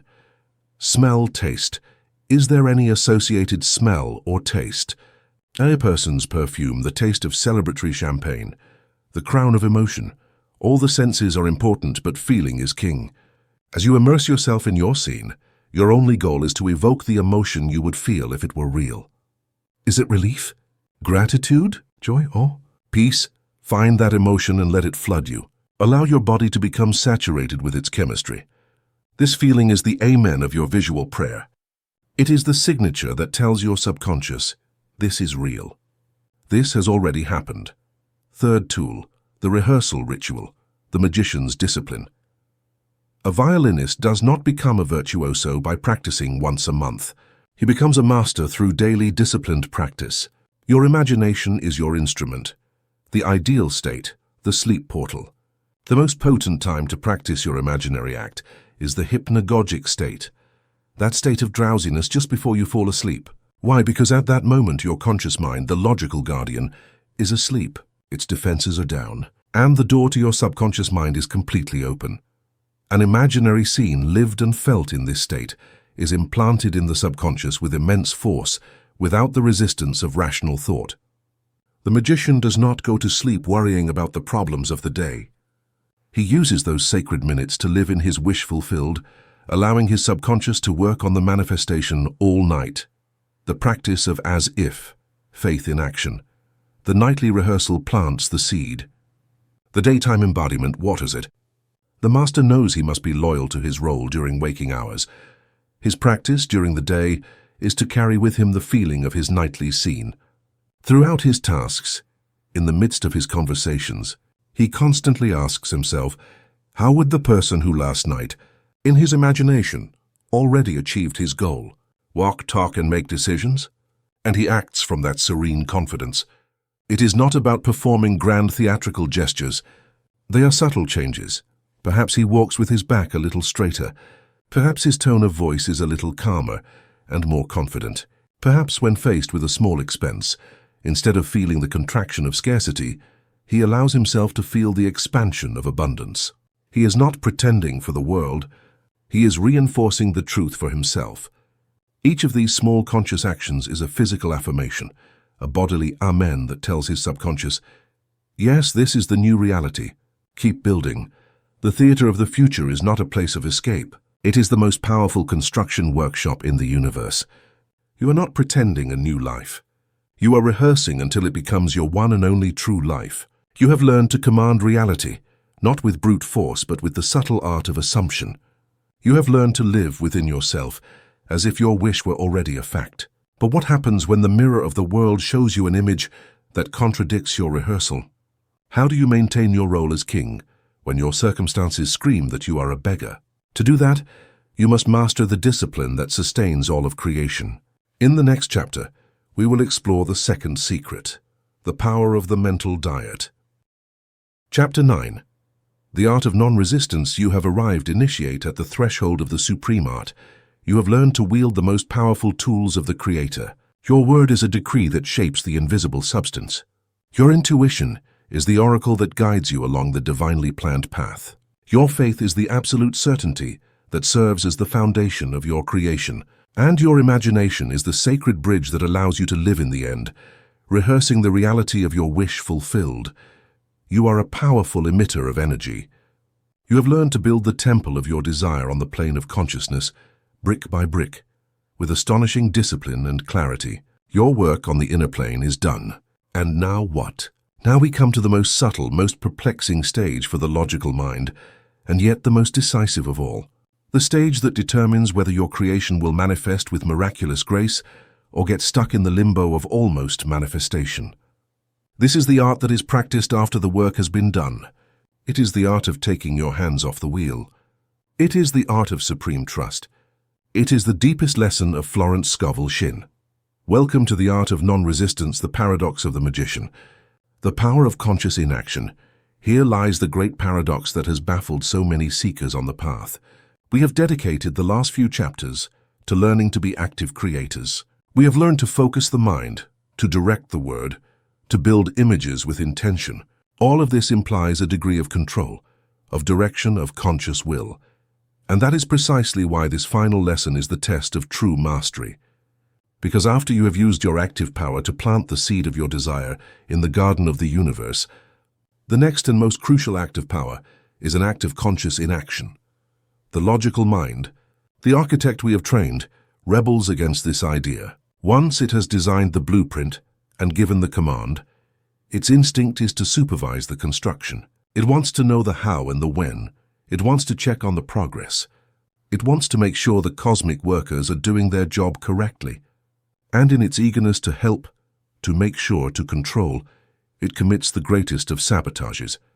The inexperienced magician, after decreeing his abundance, spends the day worrying, checking his bank account, anxiously looking for signs, trying to force opportunities.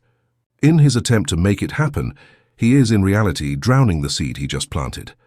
The deepest lesson of Florence is this: your work ends the moment you pronounce the word with faith. From there, the work belongs to infinite intelligence. Your only task is to get out of its way and allow the magic to unfold.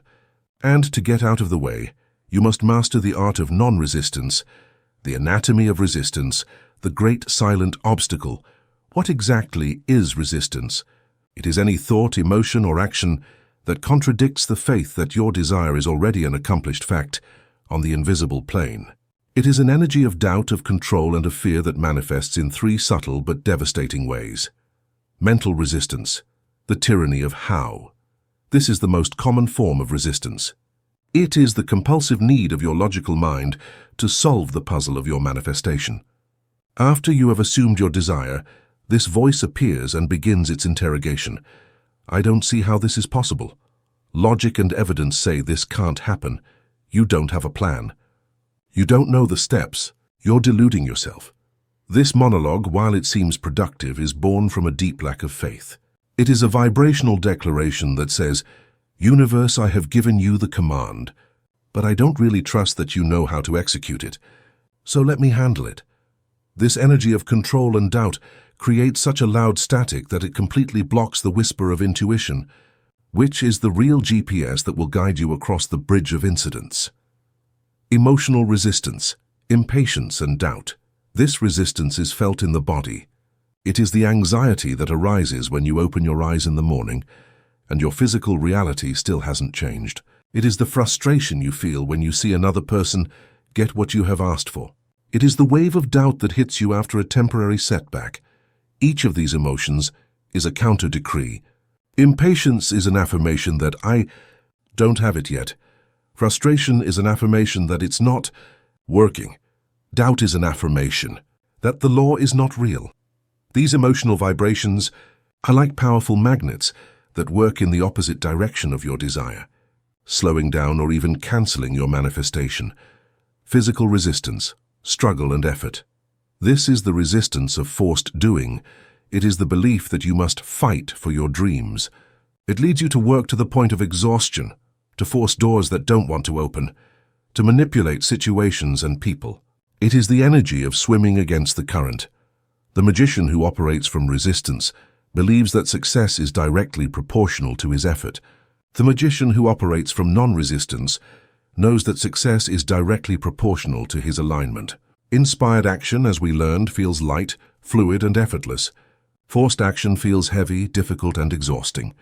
The first is the universe moving through you. The second is you trying to move the universe, the physics of resistance. Why struggle pushes you away from your good understanding. The mechanics of why resistance is so counterproductive is key to being able to let it go. The law of contradictory vibration. As a master musician, you know that you cannot play two discordant notes at the same time and expect a harmonious melody. When you decree "I am abundance" and then spend the rest of the day feeling the anxiety of lack, you are sending two contradictory signals to the universe. You are asking for one thing with your conscious word and another, much more potent one, with your emotional vibration. And the universe, which responds to the dominant vibration, is forced to reflect the energy of lack, because that is the one you are practicing with the most consistency. The law of least effort. Nature does not struggle. An oak tree does not struggle to grow. It simply grows. A planet does not struggle to stay in orbit. It simply follows the laws of physics. Infinite intelligence always chooses the path of least resistance, the most direct and harmonious path to any outcome. When you, with your limited mind, try to force a specific how, you're almost always choosing a path full of friction and obstacles. Non-resistance is the act of trusting that the universe's GPS knows a shortcut that you cannot see. Your job is simply to follow the directions that your intuition gives you, step by step, without trying to guess the whole map. The law of reversal, the boomerang effect. Florence Scovel Shinn repeatedly observed this phenomenon. The more you fight a situation, the more you strengthen it. Why? Because what you resist persists. Your resistance is a form of intense attention. You are feeding the enemy with your own energy. When you fight against poverty, your attention is on poverty. When you fight against illness, your focus is on illness. You are energizing the very condition you want to eliminate. Resistance binds you to your problem with chains of energy. The divine antidote, the sovereign act of letting go. If resistance is the poison, conscious surrender is the antidote. And here we must be very precise. To let go or surrender, in the lexicon of the magician, does not mean to give up. It is not passivity. It is not resignation. Letting go is the most active act of faith there is. It is the conscious transfer of responsibility. It's like hiring the best architect in the world to build your house. Once you have given him the blueprints, your decree and your imagination, you don't go to the construction site every day to tell him how to mix the cement or to doubt his ability. To do so would be an insult and would only hinder the work. Instead, you trust in his mastery, you relax, and you dedicate yourself to preparing for your move. Letting go is handing the hows over to infinite intelligence. It is a sovereign declaration that says, "I have done my part. I have planted the seed with clarity and faith. Now I fully trust the divine gardener to make it grow in the most perfect way. My job is no longer to worry, but to prepare to receive the harvest." This act of letting go releases an immense amount of energy. The energy you once spent worrying, controlling, and doubting is now available to live your life in a state of peace and joyful anticipation. And it is precisely this state of peace and joy that accelerates manifestation, because it is the exact vibration of your wish already fulfilled. You have been introduced to the deepest paradox of creation. You have seen how your impulse to control is, in reality, the greatest obstacle to your creation. You have understood that after the action of decreeing, there must come the sacred inaction of trusting. But what do we do when obstacles seem real? When resistance is not just a feeling, but a person or a situation that actively blocks our path? How do we not resist an adversary or an injustice? The first practice, the ceremony of handover, the art of letting go. The act of letting go is not passive forgetting. It is a conscious ritual, an act of power transfer. It is the moment when, as a wise client, you hand the blueprints over to the divine architect and trust in his mastery. This practice should be performed immediately after your main creative act, your decree or your imagination session. Step 1. The creative act. Perform your practice as you have learned. Pronounce your decree with faith. Immerse yourself in the scene of your wish fulfilled until the feeling of its reality is undeniable in your body. Charge the vision with the emotion of gratitude and certainty. Step 2. The symbol of creation. Now in your imagination, take that scene, that feeling, that energetic creation, and give it a symbolic form. Imagine you are containing it in a beautiful sphere of golden light, in a bejeweled chest, or that you are writing it on a sacred scroll. This is the act of giving your creation a contained form. Step 3. The conscious handover. Once you have your symbol, visualize yourself extending your hands and offering it to infinite intelligence, to the universe, to the mind of God. You can visualize giant hands of light receiving it, or simply feel that you are releasing it into the cosmos. As you do so, pronounce these words or similar ones that resonate with you, aloud or in your mind. Infinite intelligence, I have done my part. I have created this on the plane of consciousness with faith and gratitude. Now I hand it over to you. I know that you know the perfect time, the perfect path, and the perfect means for its manifestation. I release it into your wisdom and into your law. It is done. Thank you. The Alchemy. This ritual creates a powerful psychological and energetic demarcation. It tells your subconscious mind that the work of creating is over, and that the work of trusting now begins. It closes the loop of anxiety and frees you from the burden of having to figure it out. You have gone from being the architect to being the client who waits with joyful anticipation for the inauguration of his new house. The second practice. The alchemy of blessing, the art of dissolving obstacles. This is the most potent tool of the magician when faced with an apparent obstruction. Whether it is a difficult person, a blocked situation, or an unwanted condition, it is the art of transmuting the lead of adversity into the gold of opportunity. Step A. Identify the adversary. Be clear about what or who represents the obstacle in your mind. It can be a critical boss, a persistent debt, a physical symptom, a competitor. Step B. Acknowledge the resistance without judgment. Before you can transmute the energy, you must acknowledge it. Allow yourself to feel your human reaction for a moment, the resentment, the fear, the anger, the feeling of injustice. Simply note it, without judging yourself for feeling it. Here is the energy of resistance. Step C, the alchemical question. Now, instead of staying in that energy, ask the question that changes perspective. If this person or situation were here as a golden link in the chain of my good, what would be its purpose? What gift or lesson is it bringing me disguised as a key problem? Perhaps the critical boss is an initiation for you to learn to validate your own work and set boundaries. Perhaps the debt is an initiation for you to heal your relationship with money and learn about the true flow of abundance. Perhaps the competitor is an initiation for you to clarify your own unique offering and focus on your own path instead of comparing yourself. Step D, the decree of blessing. Once you have glimpsed the possible gift, you are ready to apply the universal solvent, the blessing. A blessing is an act of seeing beyond appearances and affirming spiritual truth. For a person, look at the person in your mind and declare, I do not see you as an obstacle, but as a golden link in the chain of my good. I bless you. You are an expression of divinity on your own path, and I am an expression of divinity on mine. I release all resentment and send you love. If there is something we need to learn together, may it be revealed with grace. I neutralize this situation with peace. For a situation, a debt, look at the bill in your mind and declare, you are not my enemy. You are a reminder that my provision is infinite. I bless you.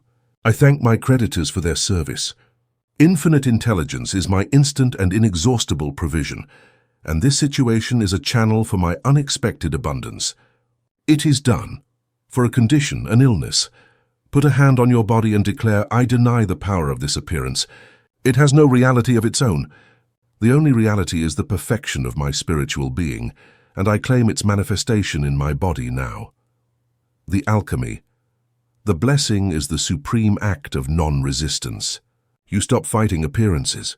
By blessing them, you withdraw your energy from the struggle and align it with the solution.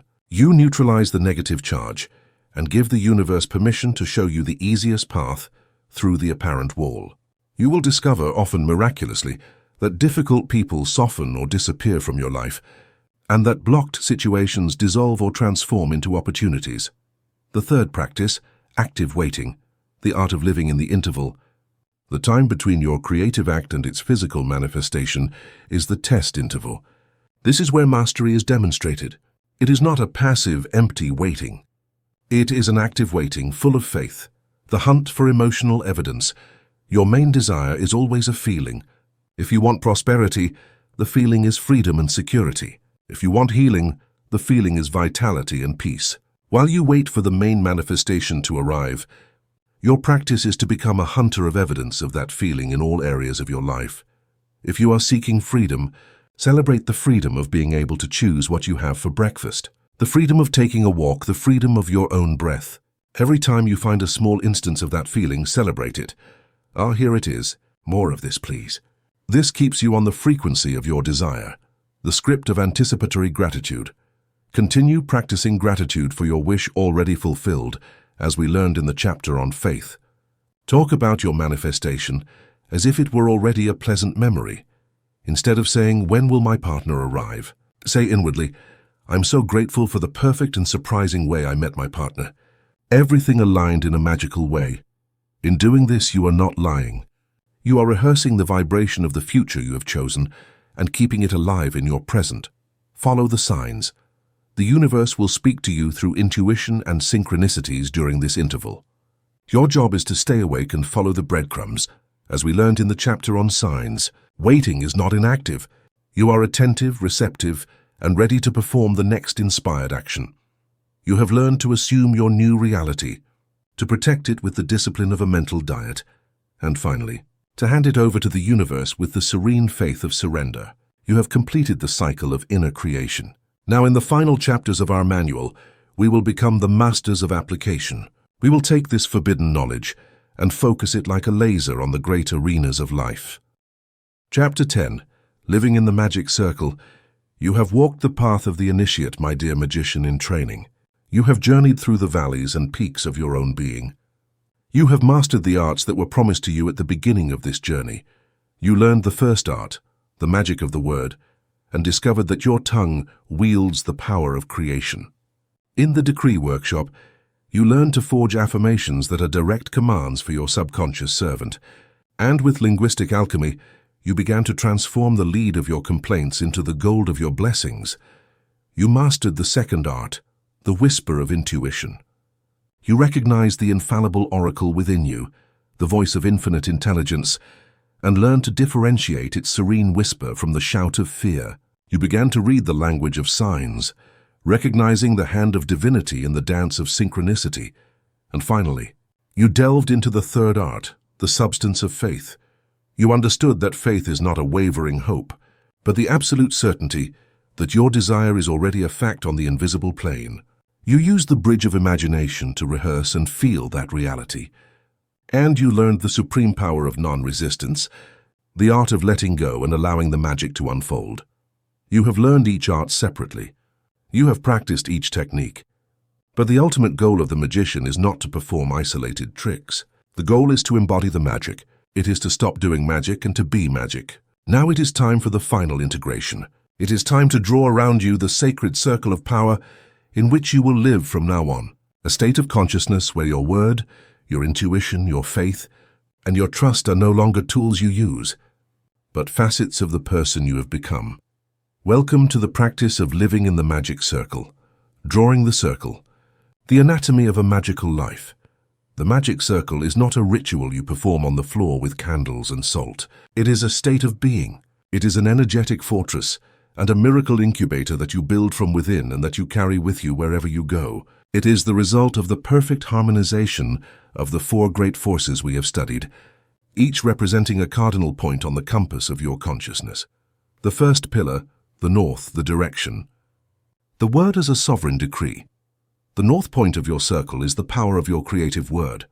In this integrated state, you no longer limit yourself to doing an affirmation session. You realize that every word you utter, both internally and externally, is an act of creation. Your life becomes a spoken meditation. The magician who lives in the circle has practiced linguistic alchemy until it has become his second nature. Complaint has disappeared from his vocabulary, not by suppression, but because it has lost its purpose. Why complain about a shadow when you know you have the power to turn on the light? Instead of complaining about what he doesn't want, his language naturally focuses on declaring and blessing what he does choose to create. Self-criticism has dissolved, replaced by an inner dialogue of self-recognition and love. He knows that criticizing himself is casting a spell of unworthiness upon his own being, blocking the flow of good. Gossip and criticism of others have become unthinkable. Why use the most powerful magic wand in the universe to build prisons for others, knowing that the boomerang law will lock you up too? The word in the magic circle is your active, directive, and sovereign power. It is the ray of intention you launch from the center of your being to give clear direction to infinite intelligence. It is the north on your compass, the second pillar, the east, the dawn of guidance. Intuition as a divine compass. The east point of your circle, where the light of a new day is born, is your inner oracle. The magician who lives in the circle no longer doubts his intuition or confuses it with fear. Through the practice of silence, he has learned to recognize its unmistakable whisper. Living in the circle means being in a constant and fluid dialogue with the universe. Trust in the whisper. You have practiced following the small impulses, and by seeing the miraculous results, your trust has grown. You no longer need a logical reason to act. The feeling of calm and quiet certainty of intuition is all the evidence you need. Fluid reading of the signs. Synchronicities are no longer surprising events. They become the norm. You recognize them for what they are, the breadcrumbs that the universe leaves for you to confirm your path. You see the hand of infinite intelligence orchestrating the encounters, opportunities and information you need, often just before you know you need it, honoring the closed doors. Crucially, you have learned to respect the universe's resistance signals. You no longer waste your energy pushing against walls. If a path feels heavy and full of insurmountable obstacles, you recognize the guidance in it, and with grace, you retreat and wait for the divinely correct door to open effortlessly. Intuition, in the magic circle, is your receptive power. It is the compass that guides you along the path of least resistance, the map that shows you the divine shortcut. It is the east on your compass, the light that guides you. The third pillar, the south, the fire of being. Active faith as present reality, the south point of your circle, which represents the sun at its highest point, is the fire of your active faith. You have transcended hope and have settled into certainty.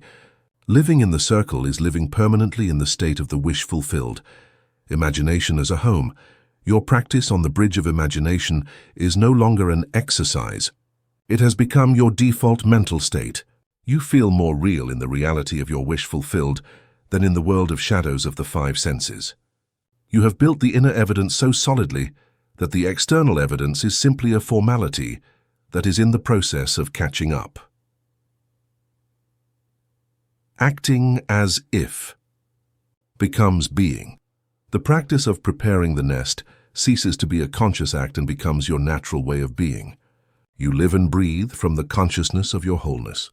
You make decisions not as the person who wants to be prosperous, but as the person who is prosperous.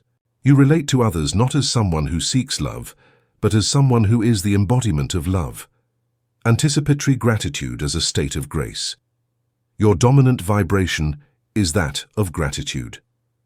You give thanks constantly, not only for what you have, but for the perfect manifestation of everything you have decreed, knowing that it is already a fact in the divine mind. Faith, in the magic circle, is the center of gravity of your being. It is the sustained vibration that acts as the potent magnet that attracts all the pieces of the divine puzzle to you. It is the south on your compass, the warmth that nurtures your creation. The fourth pillar, the west, the sunset. Non-resistance as the flow of power finally, the west point of your circle, where the sun sets and the day surrenders to the night, is the art of non-resistance. It is the grace of conscious surrender.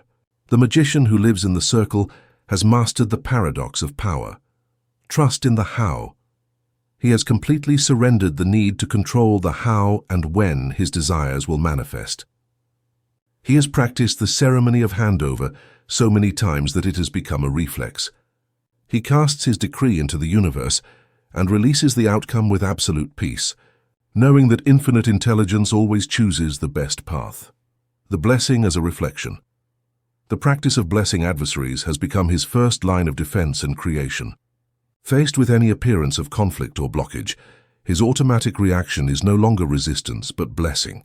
He knows that by blessing the situation, he neutralizes it and frees it to be resolved for the highest good of all involved. Living in the current.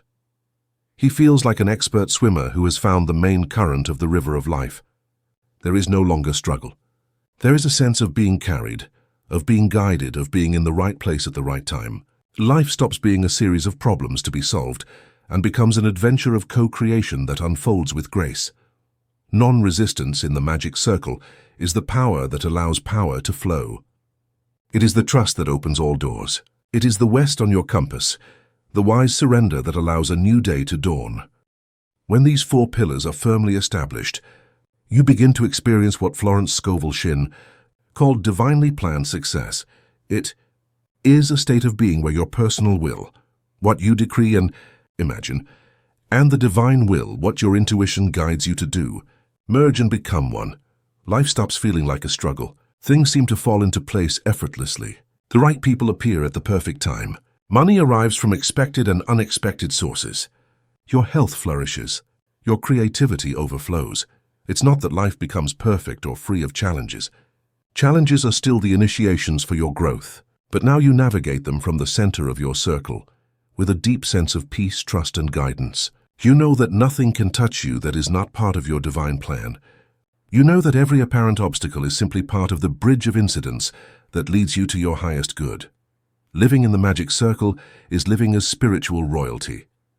It is walking through the world with the serene confidence of the king or queen who knows that everything in their kingdom is under the care of a perfect and loving law. You have seen the blueprint of the magic circle.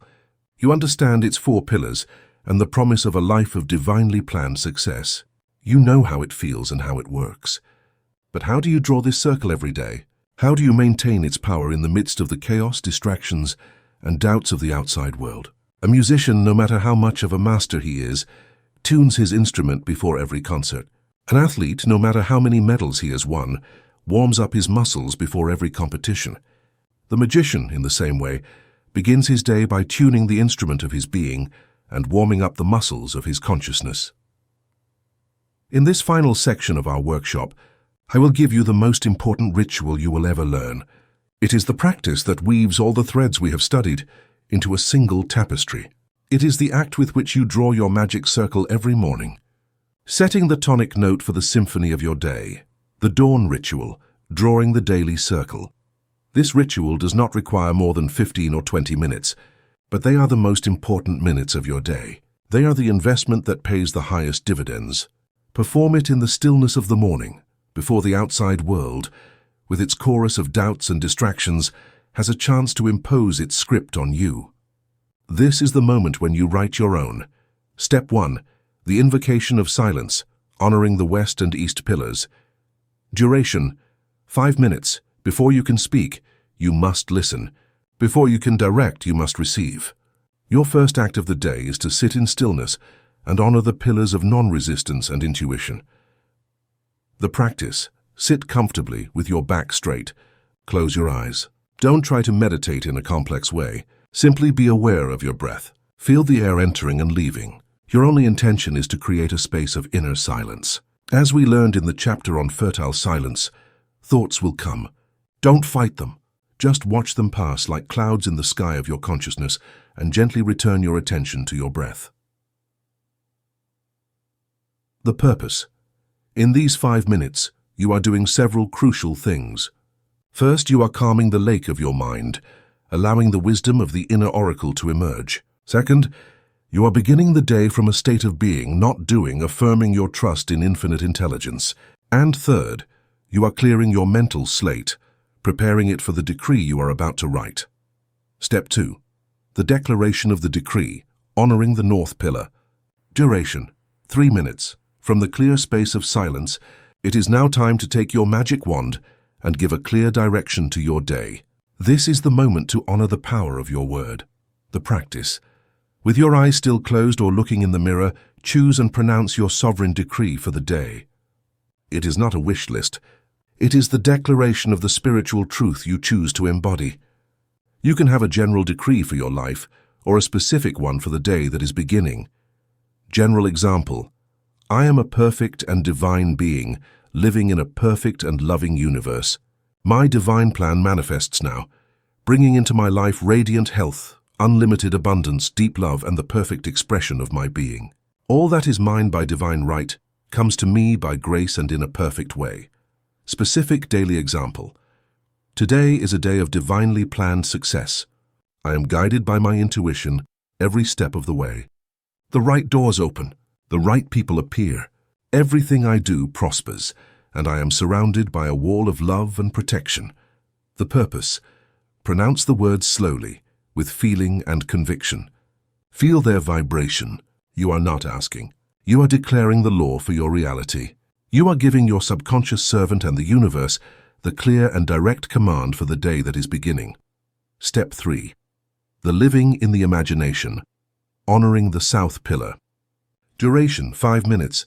Once you have declared the law, you must seal it with the substance of faith. Now, you enter the bridge of imagination and live in the end.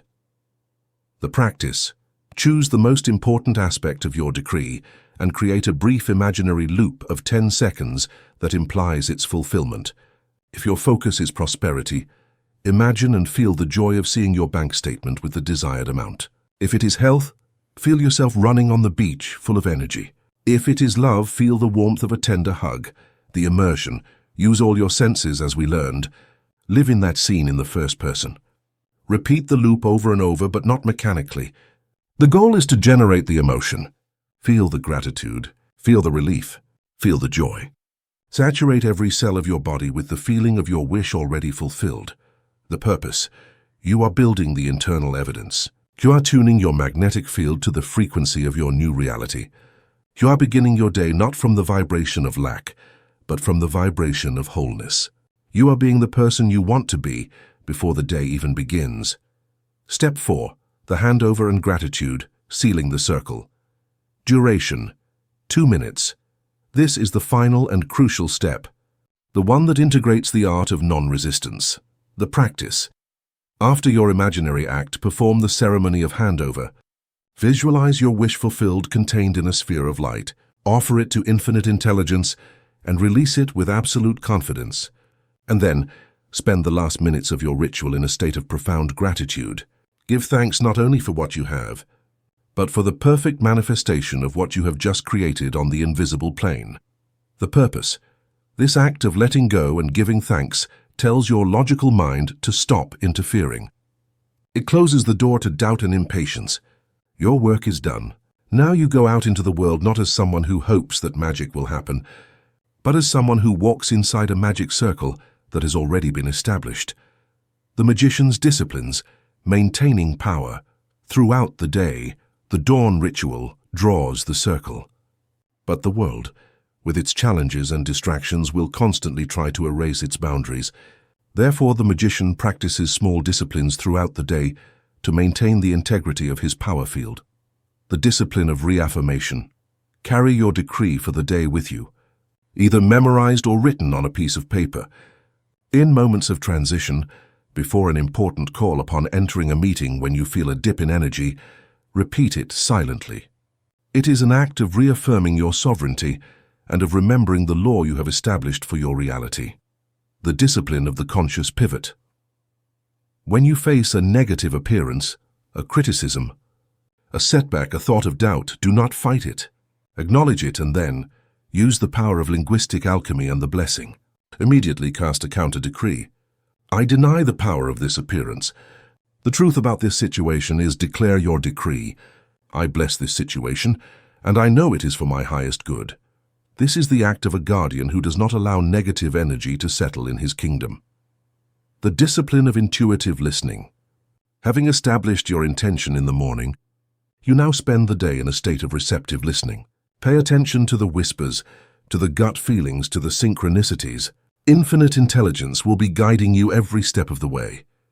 Your job is to have the courage to follow those divine breadcrumbs, even if they don't make sense to your logical mind. Living in the magic circle is not reaching a state of perfection where you never have a negative thought or a challenge again. That would be living in a static world, not in this vibrant universe of polarity. Living in the magic circle is knowing that no matter what happens on the outside, you have the power and the tools to maintain your center. It is knowing that you are the sovereign. It is living with a serene confidence that a divine, loving, and infallible law is always in operation, orchestrating all things for your highest good. You have completed the workshop. You have received all the keys. The secret door to your consciousness is now wide open. What you do from now on, the life you choose to create with this power, is your masterpiece.